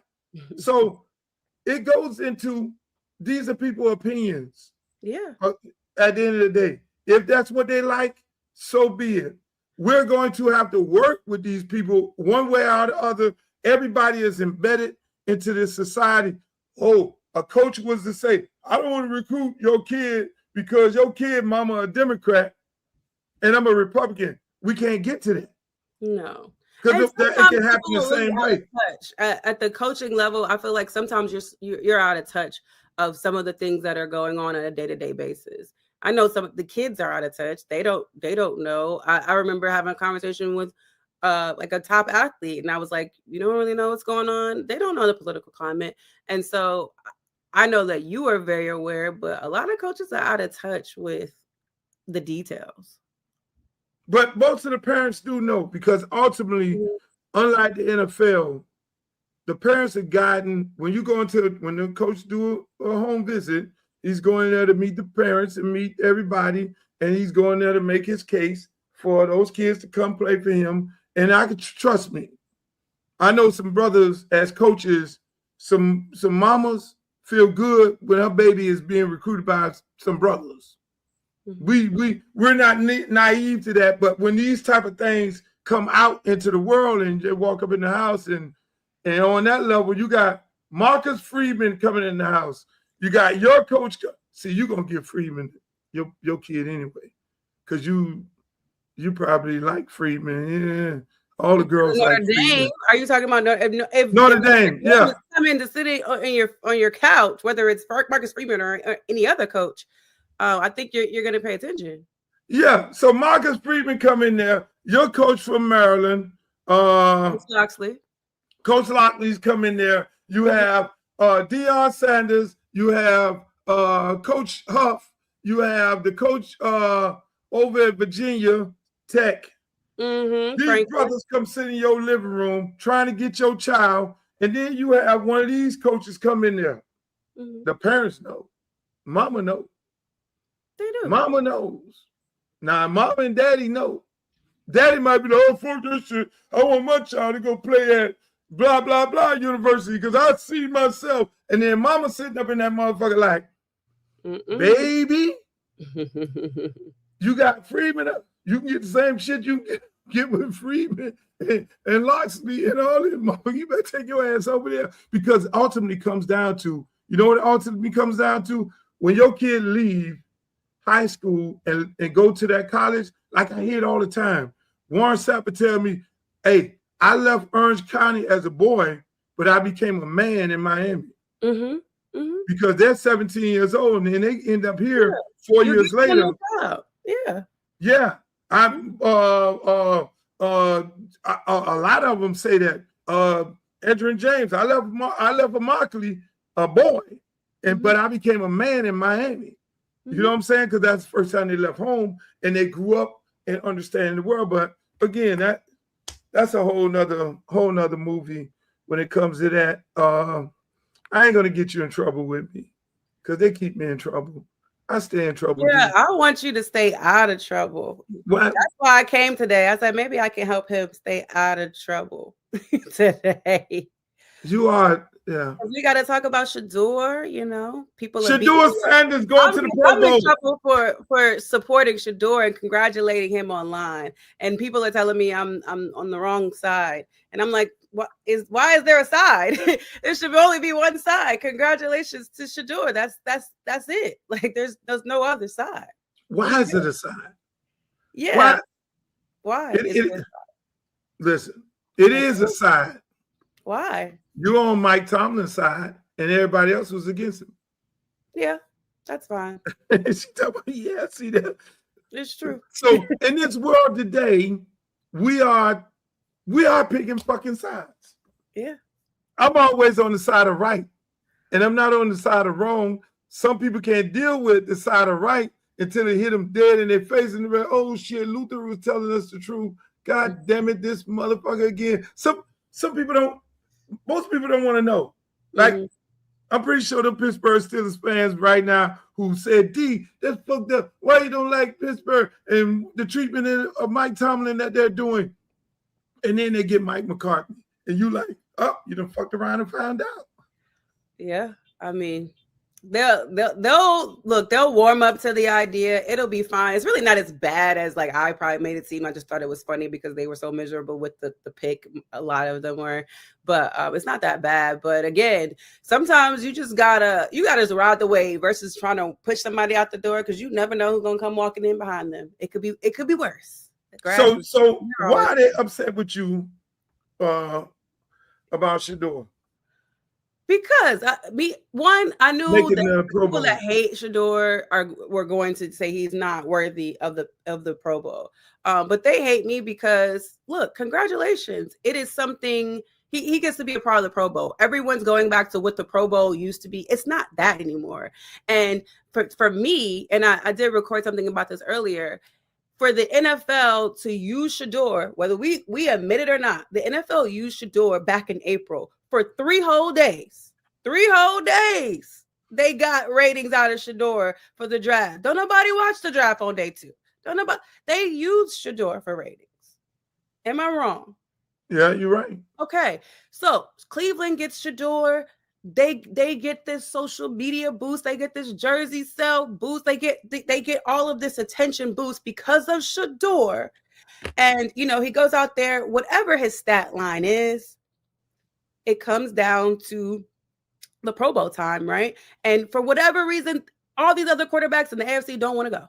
They don't want to go. They're hurt. They're injured. They rather do something else with their time. And the opportunity it presents itself for Shedeur to go. He can go. And he wants to go. Why they don't tell that part of the story? Why it just seems like why? But it's the same every year. It just happens to be Shedeur. And they don't like his numbers. And they're like, he threw all these interceptions. He did this, he that. At the end of the day, I am happy for Shedeur because he got used for ratings and he's a 5th rounder. So now when it's time for him to come to the table and negotiate a new contract with hopefully another team, a different team, I should say, he can push that in front of the table and say, well, I do have a Pro Bowl under my belt. So that's in my mind, that's the least the NFL could do is get him in the Pro Bowl because and for people that are complaining, because you already complained about not watching it. Somebody that's covered the Pro Bowl for the last 3 years. Y'all complain, you don't like it. It's boring. We don't want to watch it. Put something else on. They get the guy that everybody's watching to come to the Pro Bowl, and you're mad. And so, I mean, speaking of Tommy Tuberville, it's the least the NFL could do is get Shedeur Sanders, the guy everybody wants to see on television, to the Pro Bowl. So is Shedeur getting reparations? Is this a repair? Is this them repairing? Is this them trying to clean up the wrong that they did against him in the draft? It's the least they could do. It's the least they could do. I mean, because it is freaking amazing. They don't, like I saw my good friend Omar Kelly. Oh, the Pro Bowl is not what it is. He's the beat writer for the Miami Dolphins. But Omar always, that's a whole nother story. But I'm looking at people, and it's almost like the haters are coming out, talk about this man making the Pro Bowl. But they don't tell the story of, just like you just said, how many people turned down getting in the Pro Bowl, and he's sitting there and they're like, yo, hey, Shador, you want to come and be a backup? Yeah, I ain't doing that, no problem. I'll come, but then we know that they were doing it to do what they're doing, shedding light to the situation. Yeah. You know what I'm saying? It's a lot of things. The best thing they could have right now going on is fucking Bad Bunny during the halftime, because New England and Seattle. You ain't right. New England and Seattle. I mean, I'm all for the Cardi B. Is it Barty Gang? If we had to do the Swifties, now it's fine for the Barty Gang. I'm with it. I'm team Cardi. That's what I wanted to ask you. Mm-hmm. So, you think Cardi gonna get the same coverage? No, the Swiftie got. No, but you got faith in the NFL. They gonna put Cardi in the box. No, I mean, no, from a national broadcast standpoint, but I feel like, because Cardi is so personable and she's gonna give you the sound bites, she's gonna talk to the media, she's gonna walk through the crowd, she's gonna engage with the fans. Yes, it's going to be great because individually people are going to be happy, but from a main NFL broadcast, it's not gonna be the same. So they're not gonna take the camera.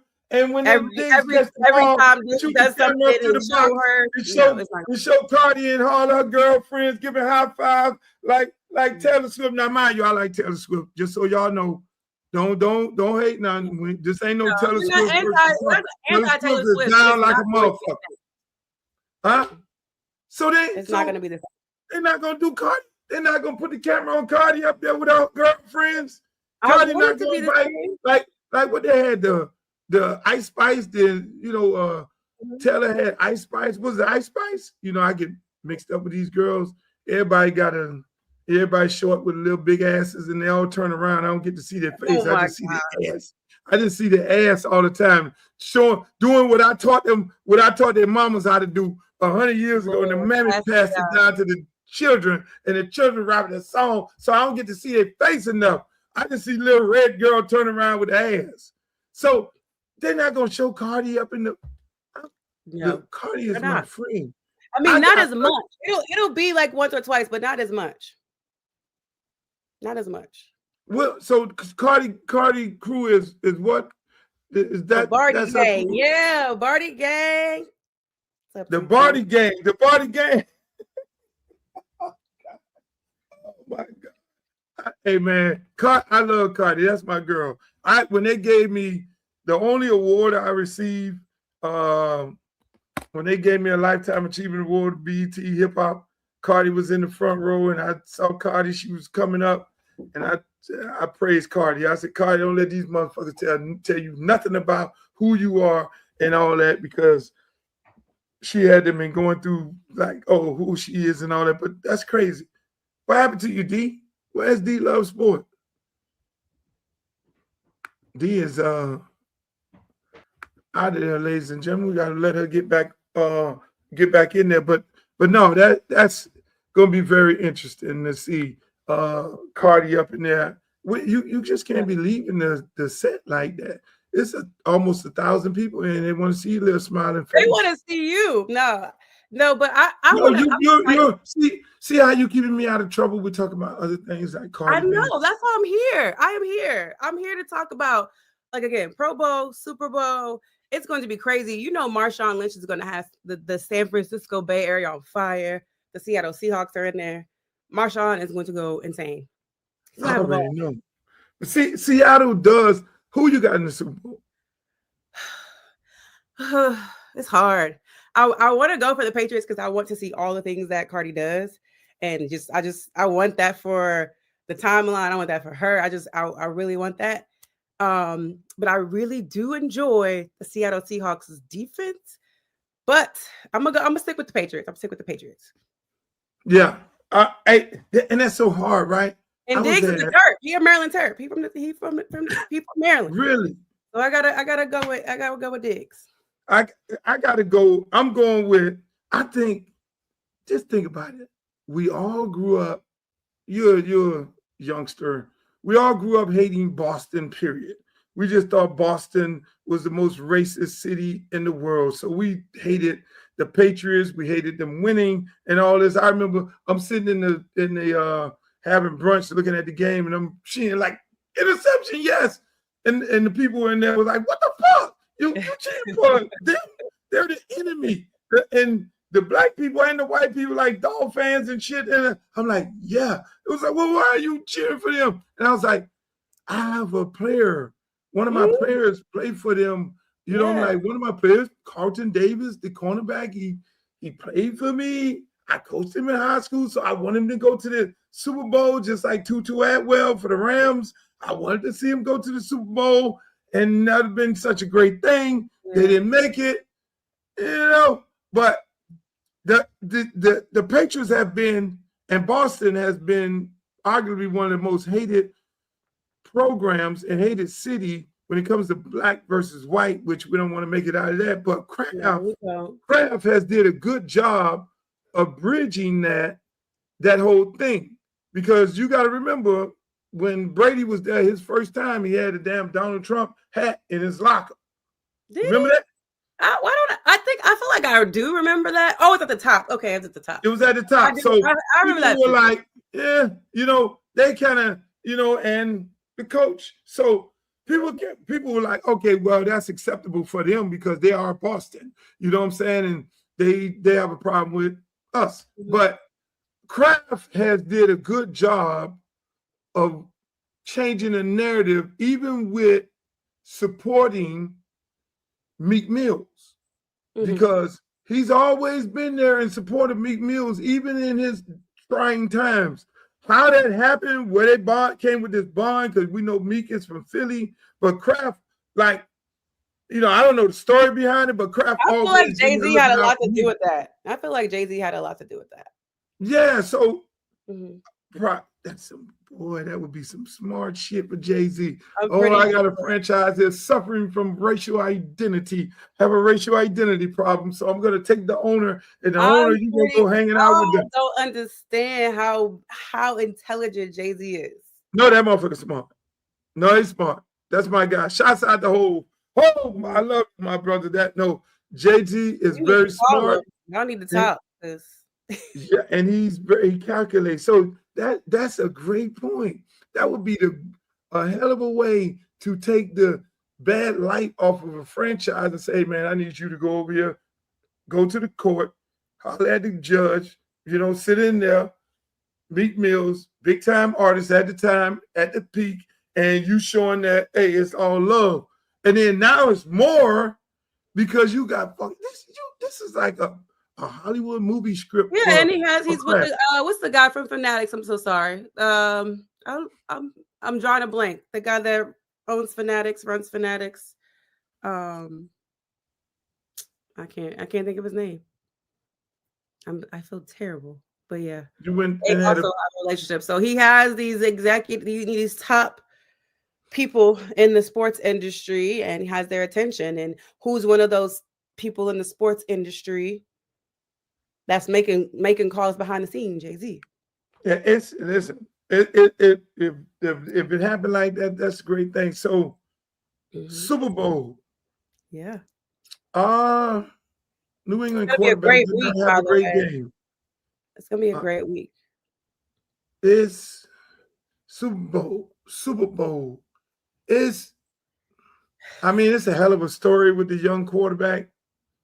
It's a hell of a story that he played like shit his first year, which is how all quarterbacks, brand new quarterbacks playing in next year. He plays good and got a new coach and not in the Super Bowl. It's the expectation of coaches nowadays is Super Bowl or you get fired even in the second round, because you've seen so many NFL coaches fired. Is that what we're doing right now? That's what's happening. That's what it is. The climate is completely different.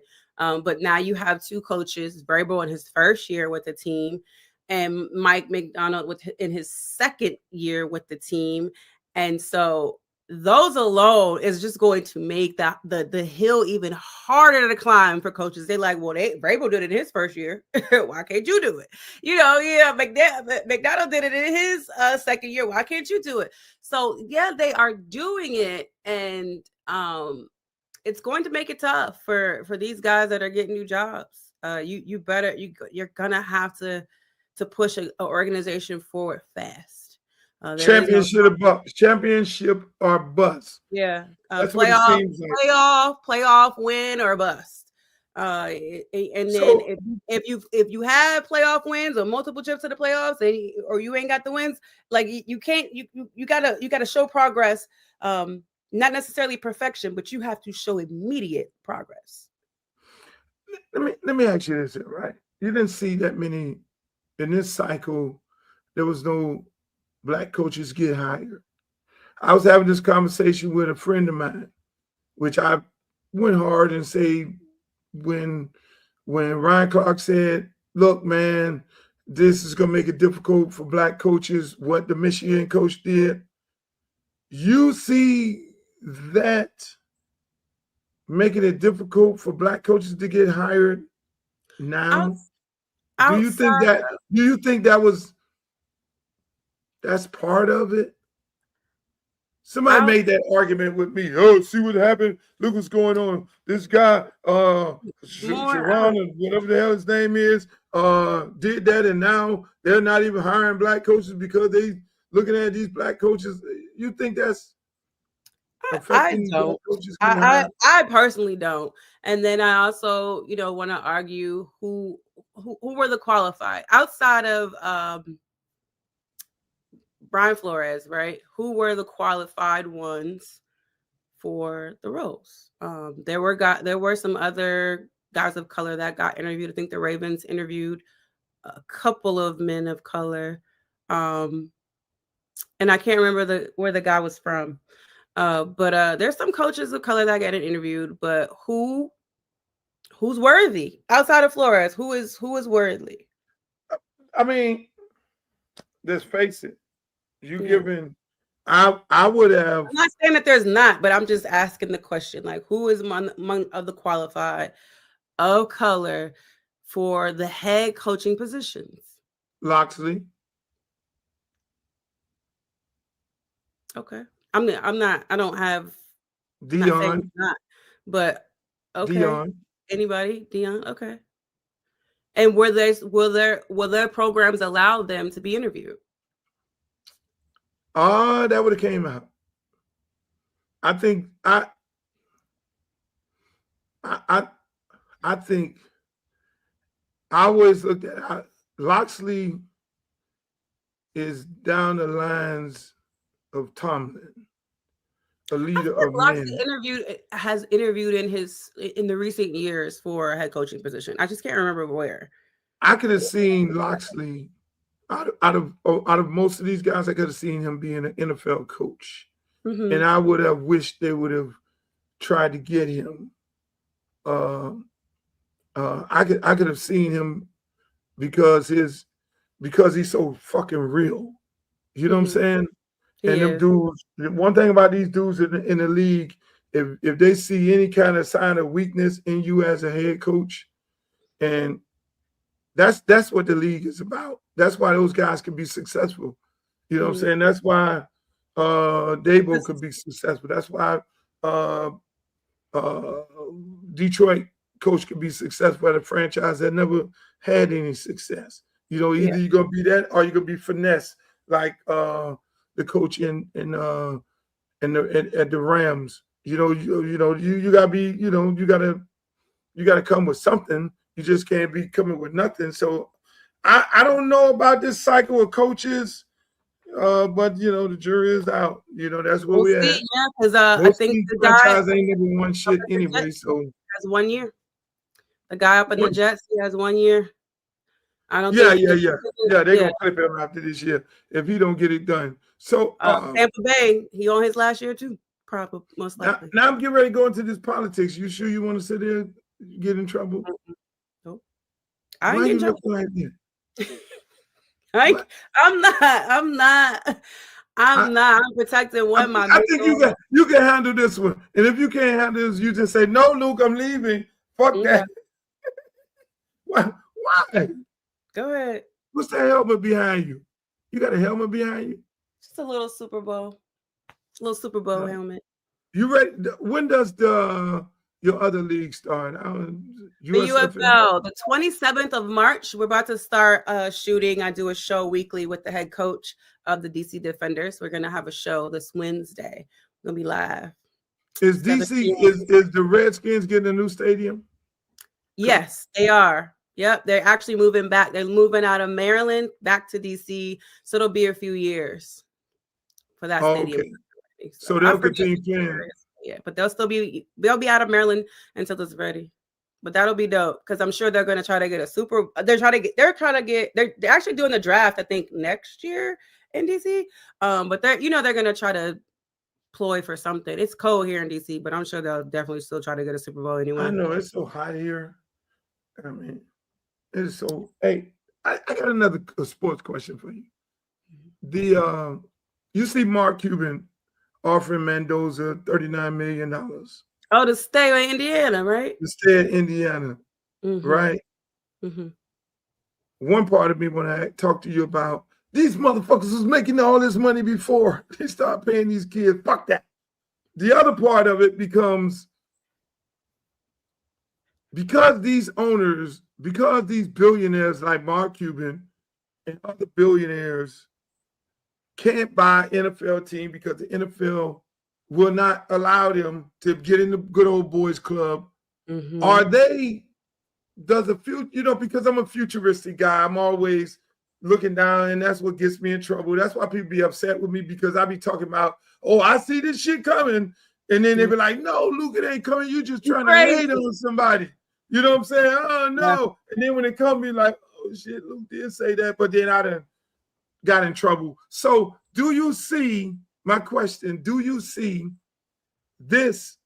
these billionaires who can't buy a team because the NFL ownership will not allow them to buy a team now going and damn near buying college teams? And that's their way of getting into, because I did see a study one time. I don't know whether I have to find it. I did see a study one time where it was like a lot of billionaires investing in colleges and they're getting a return on their investment some sort of way, whether it's through marketing or whatever it may be. Because it's like, it don't make no fucking sense. Why would Mark Cuban, what's the benefit of a businessman like him spending $39 million on a quarterback not to go to the league? What are you doing? It's still a tax. I mean, some tax write-offs. You get that. You see the potential, I think, in Mendoza as he moves forward. And so, I mean, I don't know how he permanently attaches himself to Mendoza and gets it back. I don't know how the school, I don't know, but I don't know what other businesses he gets to attach to that school to see financial gain from, because Mark Cuban has his hands in so many different things. But I'm sure Mark Cuban has it figured out. I don't doubt it, because that's what these schools, they're like, look, we bringing in money, and we're bringing in money from all of our billionaire friends, or millionaire friends, and that's how we're going to keep kids here. That is an 80s job right now. Yeah, that's outside of calling my name that I gave the money and making me a folk hero, that's some hell of a advertisement. I'm just saying. So you sure you might want to stay for this one right here. Stay for this political conversation. Stay for this one right here, because I know you don't want to be in trouble with me. And you can relate to this one right here. So I'm playing with you. Check this one out right here. Nicki Minaj's unhinged, homophobic tweet about me. I usually don't respond to this stuff, but let me just say this. Nicki Minaj, Stop talking about shit for which you know nothing about. This is out of your depth, by the way, and you are a homophobic bigot. You don't care about African Americans. You're not an African American.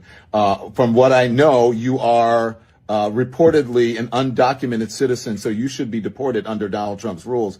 And the other thing is that your family members, you have one family member who is reportedly a sex offender, the other family member, your husband or whatever, a sex offender is your husband, and one of them is reportedly a pedophile. And you have nerve to talk about me and what you think that I do?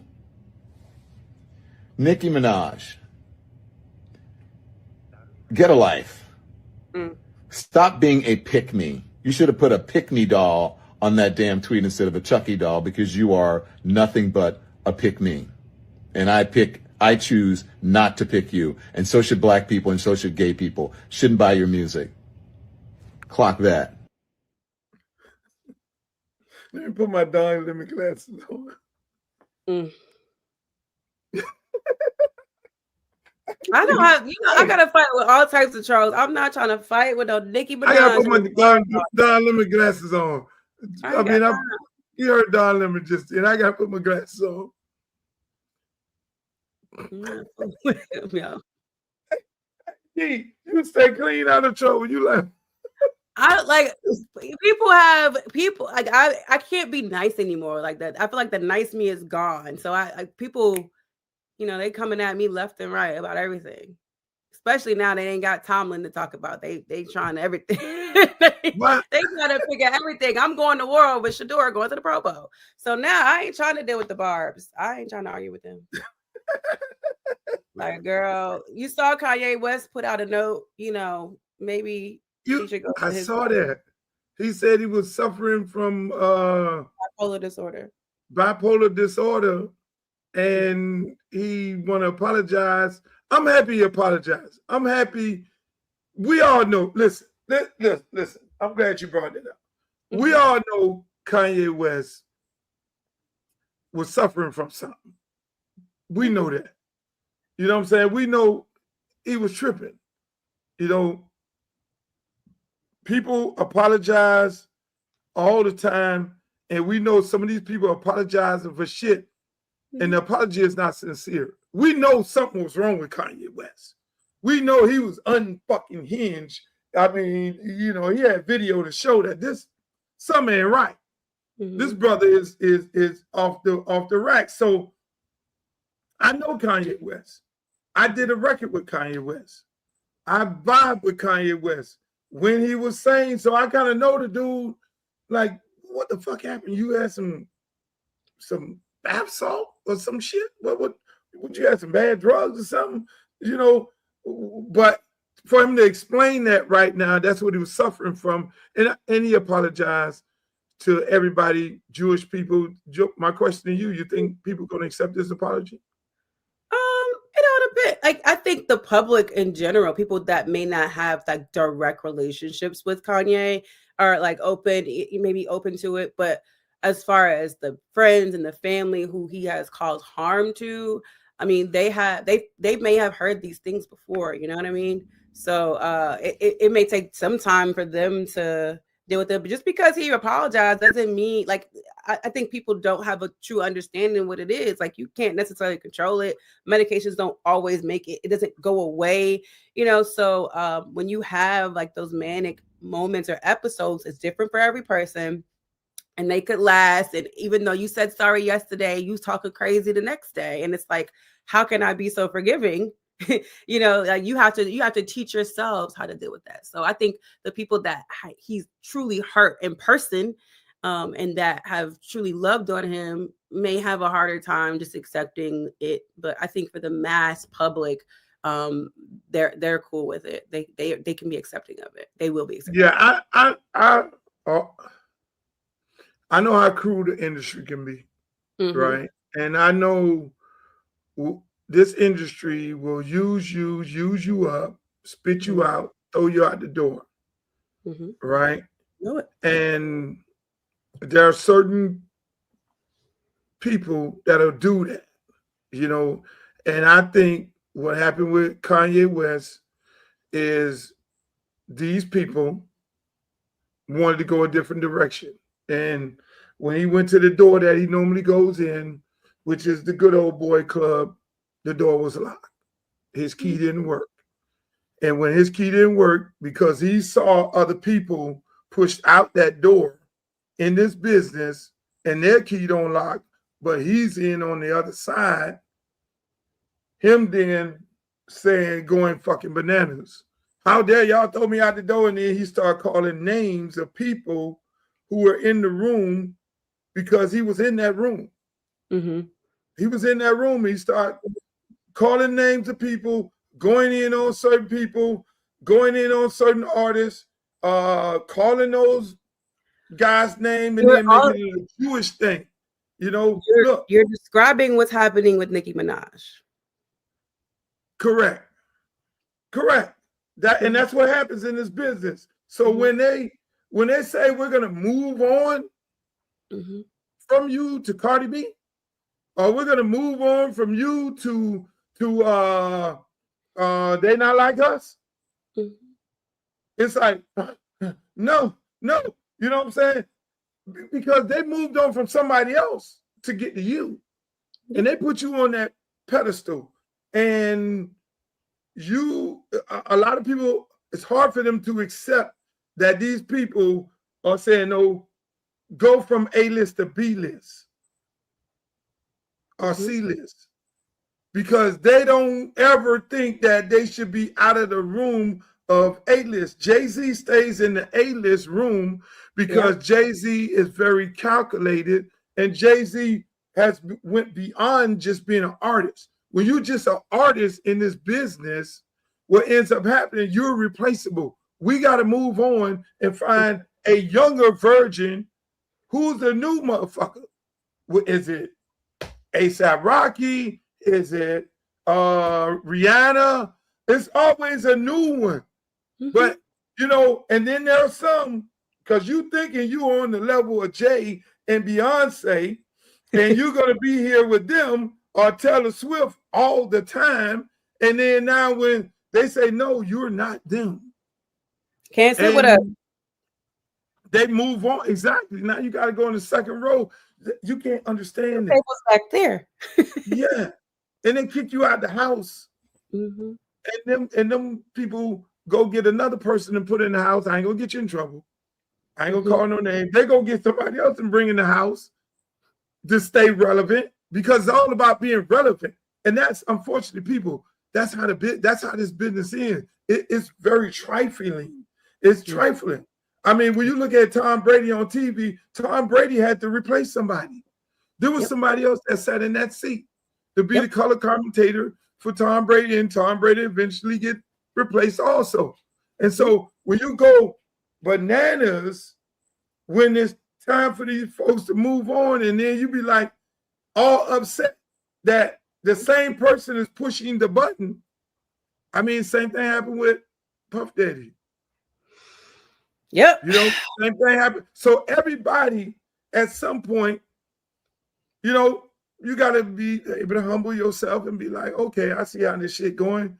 You know, if you're going to be just an artist, if you're just going to be an artist, or if you're not going to use your platform to do other things, like Snoop. Snoop uses his platform to do other things, and everything that you see Snoop involved in, and that's my brother. I love him to fucking death. You see Snoop move from just being a death row artist or Snoop Doggy Dogg and ain't doing no music to being an iconic television personality, doing the Olympics, Snoop hosting this, and Snoop doing this, and the commercials, the beer, you know, Snoop took his whole personality to a whole nother level. You know what I'm saying? Because he was likable. See, now me, I stay in so much trouble, D. You stay in so much trouble. I be, See, they, you know, they be like, they be scared to fuck with me. Look, like Snoop, everybody knows Snoop smoke weed. I'm not saying he's the best example in life, right? Like, I mean, you know, whatever. But, you know, he in there with Martha. He got a children's show. He got books. You know, of course, he does the football, has the whole football league, and kids are coming in and out of that too and going to the league. So you can do it. It's doable. We're gonna reel you in a little bit. And me? Yeah. No. I'm the bad guy. You see, that's all I do is wear black. I wear the black hat. Yeah. There are people who wear that white hat and put the white on. In fact, I got to go to Rick Ross' birthday party. Shouts out to Rick Ross. Got birthday coming up. Birthday party. You got to put on all white. You coming to the party? I wasn't invited, but if he invites me, I'll see what I can do. I'm going to tell Ross to invite you. He got a big party on Wednesday. I got a big trial on Wednesday. My trial, here's the funny, Oh, I ain't coming this month. They appealed we got our catalog back, and obviously the folks appealed it, and so the appeal is being heard on the 28th. The appeal is being heard on Wednesday. So here's the crazy part about this. Was going to get you laughing. So something is going on with the court where they're doing some remodeling, and the appeal is going to be heard at the University of Miami. Oh Lord. Yeah. I gotta go. Look, I should have saw your face. Somebody call me. If somebody call my phone. 9 o'clock in the morning. I'm at the University of Miami. Because they got a courtroom. They got a whole courtroom there. And the people gonna be hearing the appeal. They love me. Hey, look, D. They love me at the University of Miami. Do they love me. I can't tell. I don't know what these haters be thinking about on this app. They be like, hey, them boys, I don't give a damn who the big money boys, they be calling me, hey, Luther. They call me like this. Luther, so how do you really feel about this guy? I'm like, no. Yeah, okay, I just, we can get him out of there. Stop. Okay, that's it. They love me at you. Hey, you can ask Mario Cristobal that. He'll tell you they love me. Yeah. Mario loves me too. But I'm the guy that I'm the uncle. I'm the uncle that keep you honest. Like, motherfucker, you better get that shit done. I'm the uncle that come here, boy. Get that shit done, boy. God damn it. You better get that shit done now. Because I'm gonna say so. But no, it's all love. See, I like the expression on your face. You was like, oh shit. Yeah, I'm like, okay, yeah. They know you coming. Of course they do. Hey, all the kids in Law School, they are so detached. Well, they love their sports and all that, but the sports department, they love me. Them kids in law school, I talk to them all the time because my case, is a historic constitutional case.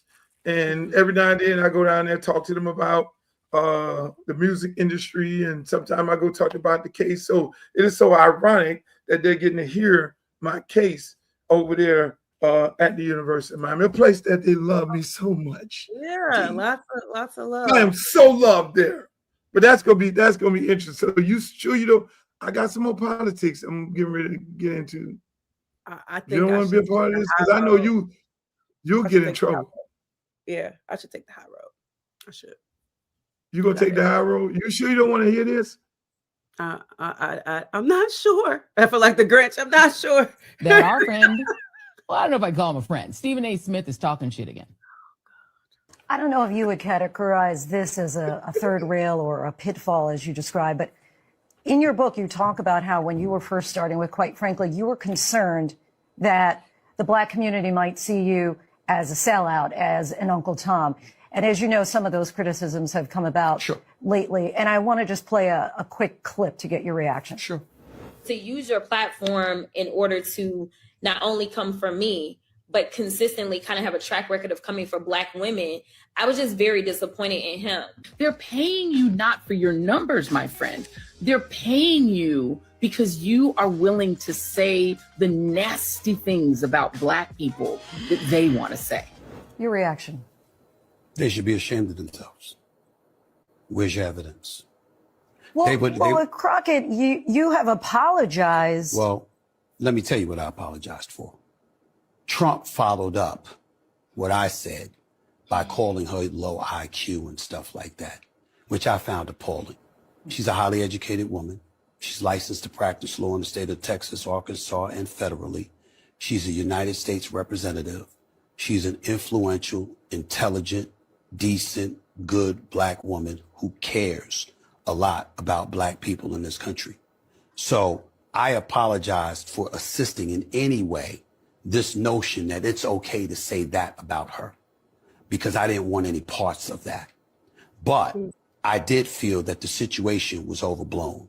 I was simply saying, is cursing the president out and calling him a piece of on national television or in front of a national audience going to help your constituency? I wanted to know the answer to that question. You know, it's not just Joy Reid and... Well, let me say something about Joy Reid. Let's get this out of the way. I don't know this woman. I've met her one time. I shook her hand once. I've never spoken to her in my life. And she's responding that way because when she got fired by MSNBC, her show got canceled. I spoke on it. And what I said was, she is a talent, highly intelligent woman. I respect her. The issue, however, is that if your numbers drop 47% and you are black, in this culture that we're living in, did you really expect something else to happen? Of course they were going to do that to you. I'm looking at it and I'm saying, okay, I get what you're saying and you might be right. But the manner in which you're going about it, that ain't going to serve you well long term. But why is it that many black women have had this criticism on Stephen A. Smith? Who are the many? Because I think they're the few. That waiting on, because it seems to me that our friend, well, I don't know if I call him a friend, Stephen A. Smith is talking shit again. How do you respond to all that? I think they think. I mean, your audience think this is funny. By the way, I know. Okay, but go ahead. Sorry, you're a black journalist. You're a black female journalist. I'm a black woman in media.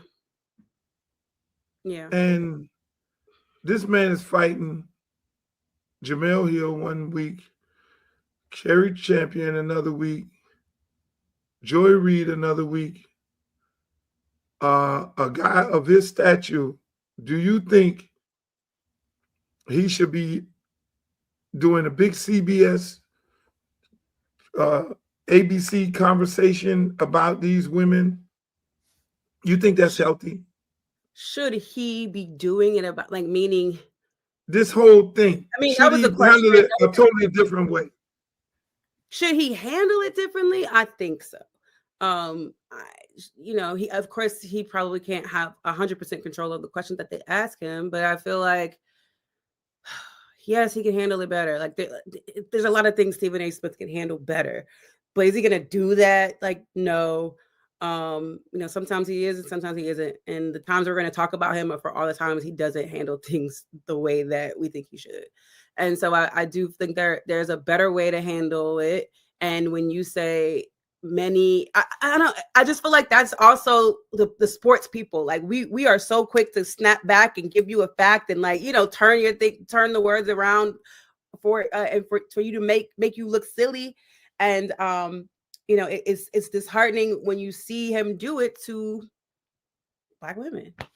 It sucks. Like, there's really nothing else I could say. But also, I understand that there are people that be like, well, why if black women say something crazy, why can't I say nothing? I can't say nothing back to them because they black, because they a black woman. And there's that take too. But I still feel like where he's at and the position he's at, he can definitely take the high road. Yeah, I think shots out to some breaking news. JoJo Trader has committed, according to On3, to North Carolina State. Everybody saw that coming. Good for him. Look up with your quarterback. It's a great thing. Everybody know that was coming. JoJo, go with your quarterback.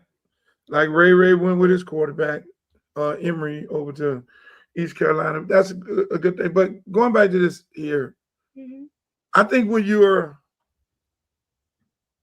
at the top, whether you're a man or a woman, and you're at the top, especially with brothers, it's so difficult for brothers and sisters to get in this game. You know that. I've always told people how exceptional, how knowledgeable you are of this business and how you know your shit. And I just think the world of you. Maybe I'm biased. I appreciate you. I don't care. But I know you know your shit. You know your sports. You know your football. That's why you can cover Maryland and you can cover the Defenders and teams like that. I just think the world of you at some point. You'll be, you know, the D Love Sports big show. That's why I want to see you, because I think that's what it is. But when you see the guy at the top, Stephen A., the brother, and these girls who have lost their job, ladies, and you're tearing them down, it's like almost, to me, I'm getting the feeling that you keeping them down and you can handle that a different way. Now, I originally went after Stephen A. Smith, right? Years ago.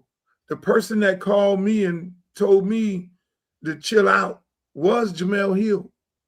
Luke, he's not like what you say. Because I'm all this that they saying, I said this before, and me and him became cool. I said this before. Like, I was getting that vibe. You were on the show, right? You don't do a whole lot of interviews. You was on the show, right? Yeah, I did this podcast. So I was getting that vibe that everybody wants to say right now. And I know I wasn't the only person, and these girls would go and put these fires out and say, no, he's not like that, Luke. He's totally not like that. He's a good person. He looks out for everybody. It's always kind of funny for me to be like, y'all saying he like that now.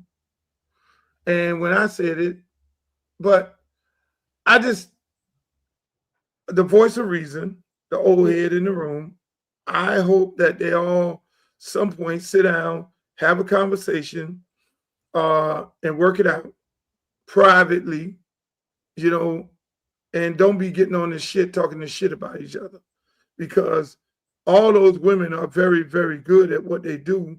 And I think it's just shedding, it's making it bad for these women. It's making it bad. You can work on his delivery. Black women to get on in this business. Mm-hmm. You know, it's not a good thing. I mean, like again, like the girl that does NBA, I know a lot of brothers don't even look at that shit because of her. You know, they got more shit on TikTok. Because of what she went through, the pushback. Now, mind you, she went back and forth with Stephen A. Smith.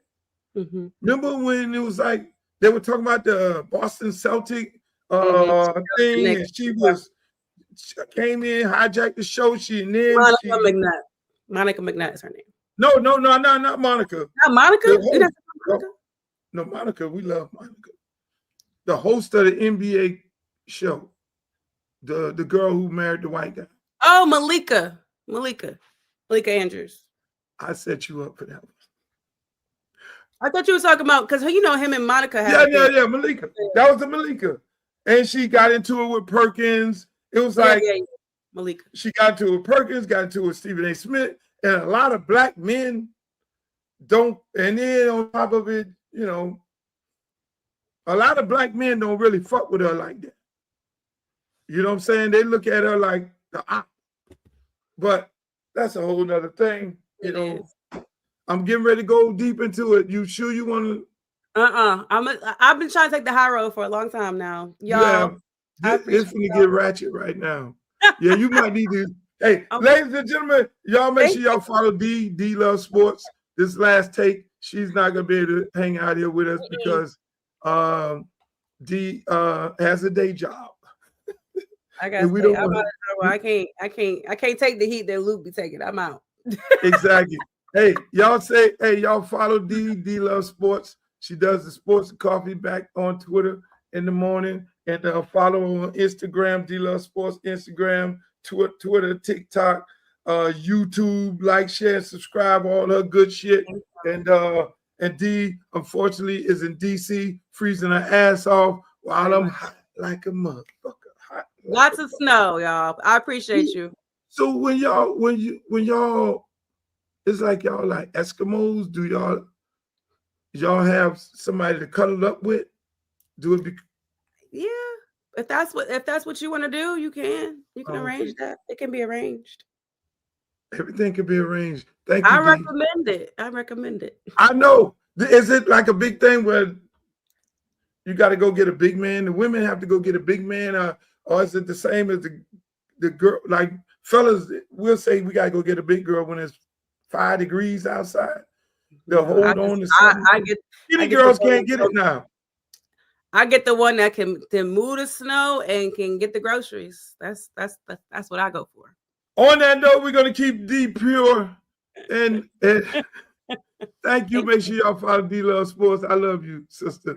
All right, that's D Love Sports, people. That's my girl. I love her to death.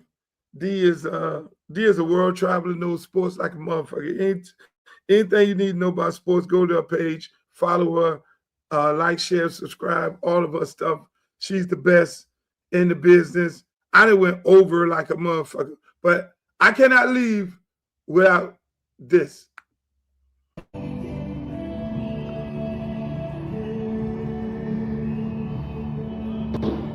Oh, what the?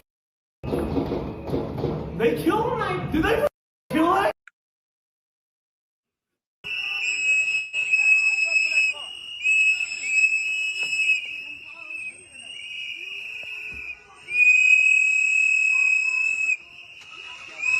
Go.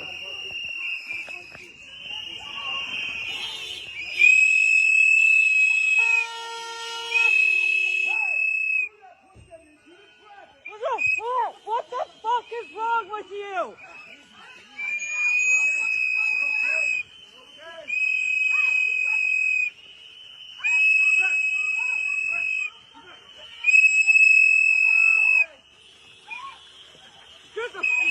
The fuck, people? The fuck is wrong with you? Honestly.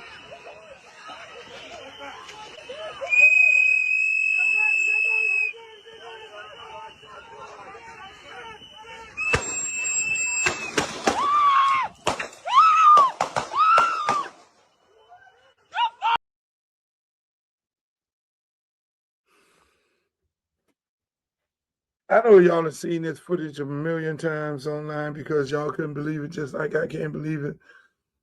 My take on this is horrible. God bless this man who's a nurse, went out there to help somebody, and he got unalive. Something got to give in Minnesota. Something got to give. We're talking about taking a high road. President of the United States needs to take a high road. Where we're going with this is not good. The way they're going about it is not good. The politics involved in this is not good. It is amazing what's happening here, people. And I just want to say it needs to stop. Thank you for your comment. So I'll show everybody's comment. Now they're going to get you, Mr. K.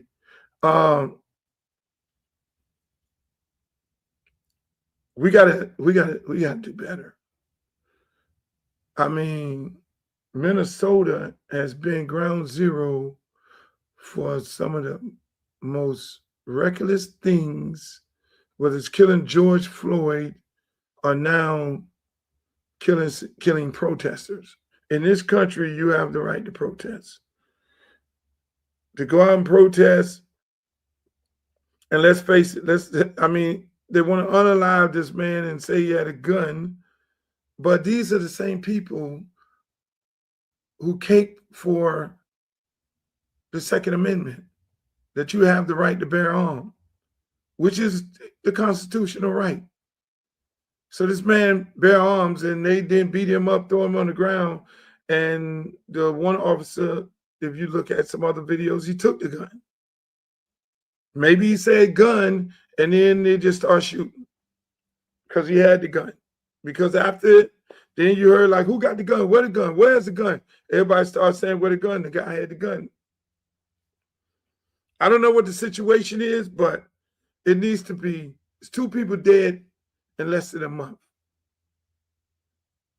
Now we are sitting on the sideline, and we're saying that we told y'all this shit was gonna happen. We sitting on the sideline. We said vote for Kamala Harris. Kamala Harris got on the podium and said these things are going to happen. They're going to weaponize the DOJ. They're going to take the military and put the military on the streets and go after political opponents and the American people. They're going to take federal officers and they're going to go after the people. That's part of Project 2025. I guess most people didn't believe that that was going to actually happen. So they looked at it and thought it was a joke and thought, oh, the black lady is saying this. This is never going to happen. And now these are the results of a lot of these same people not voting for Kamala Harris. Because Donald Trump said the other day he was so sorry for the lady who died by these officers because her parents are Trumpsters and they love him. So he was so sorry for that. This him. He was apologizing. Before, she wasn't this, she wasn't that, she was radical, she was this, da, da, da, da. But then once he found out the mom and dad was Trumpsters, then he's so sorry. I mean, somebody got to take the high road. Speaking of the high road, somebody got to take the high road. This is bad. Yeah, we got a midterm getting ready to happen. That's why I'm strongly considering running because, again, Jasmine Crockett is going to be running for senator. It's going to be a tough thing to win in Texas. We got another sister here running for senator here. Hopefully I'm going to bring her on the show. I'm going to let her tell y'all her name, which I think is a mighty fine sister. But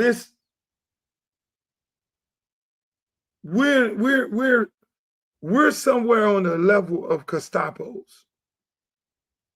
If you go and do the research on Hitler's group called the Gestapos in Germany,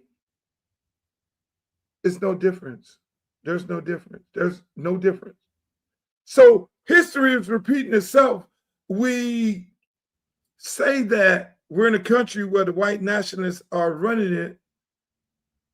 What was white nationalism when Hitler was in power? Who did he have running around rounding up people? He had the Gestapo. Look it up. Tell me that there's not a direct correlation between the Gestapos and ICE. See, I go deep into history. That's why most of my peers is like, you need to run for office. You need to run for office. It's amazing as to where we're at right now. History is repeating itself. But here in America, I would have never thought that we would be practicing Gestapo tactics that they practice in Germany to put so many Jewish people in the concentration camps. Same thing. Gestapos were the one putting Jewish people in concentration camps and eventually killing them. And anybody that spoke out against them, the people, the Germans, they killed them too in the middle of the street. As a reminder, they were what they considered then as white nationalists. So white nationalists in this country, are we doing the same thing? So when Hitler got defeated and was kicked out of power, those things stopped.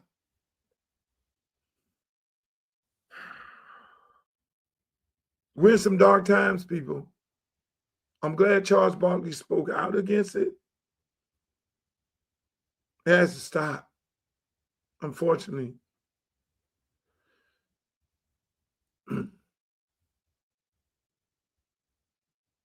Man.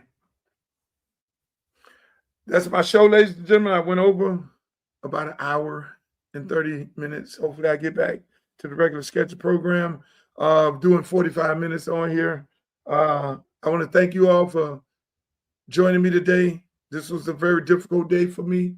I'm glad you were here. Some of you in the chat helped me get through the first part of the show, to be able to get through this part of the show, because it was a very emotional time for me. I enjoyed it. Hopefully you enjoyed the show. I'll be back on Wednesday for another edition of the Uncle Luke Show podcast. Please remember to go to my YouTube page, like, share, and subscribe. That's Uncle Luke TV. Also go to my TikTok page, Uncle Luke 305. Don't tell me I'm getting choked up again. Also go to my Twitter, Instagram is the same name, Uncle Luke Real One. Facebook, Uncle Luke fan page. I enjoyed it.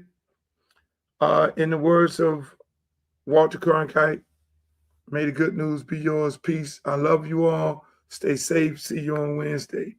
God willing. Make the booty go. Make the booty go. Make the booty go. Make the booty go. Make the booty go. Make the booty go. Pop, pop. Make the booty go. Pop, pop. I need some bad girls. I'm gonna let y'all hear my new song. I need some bad girls. Come on, baby. Come on, right here. You and you. Come on with that, your fine ass.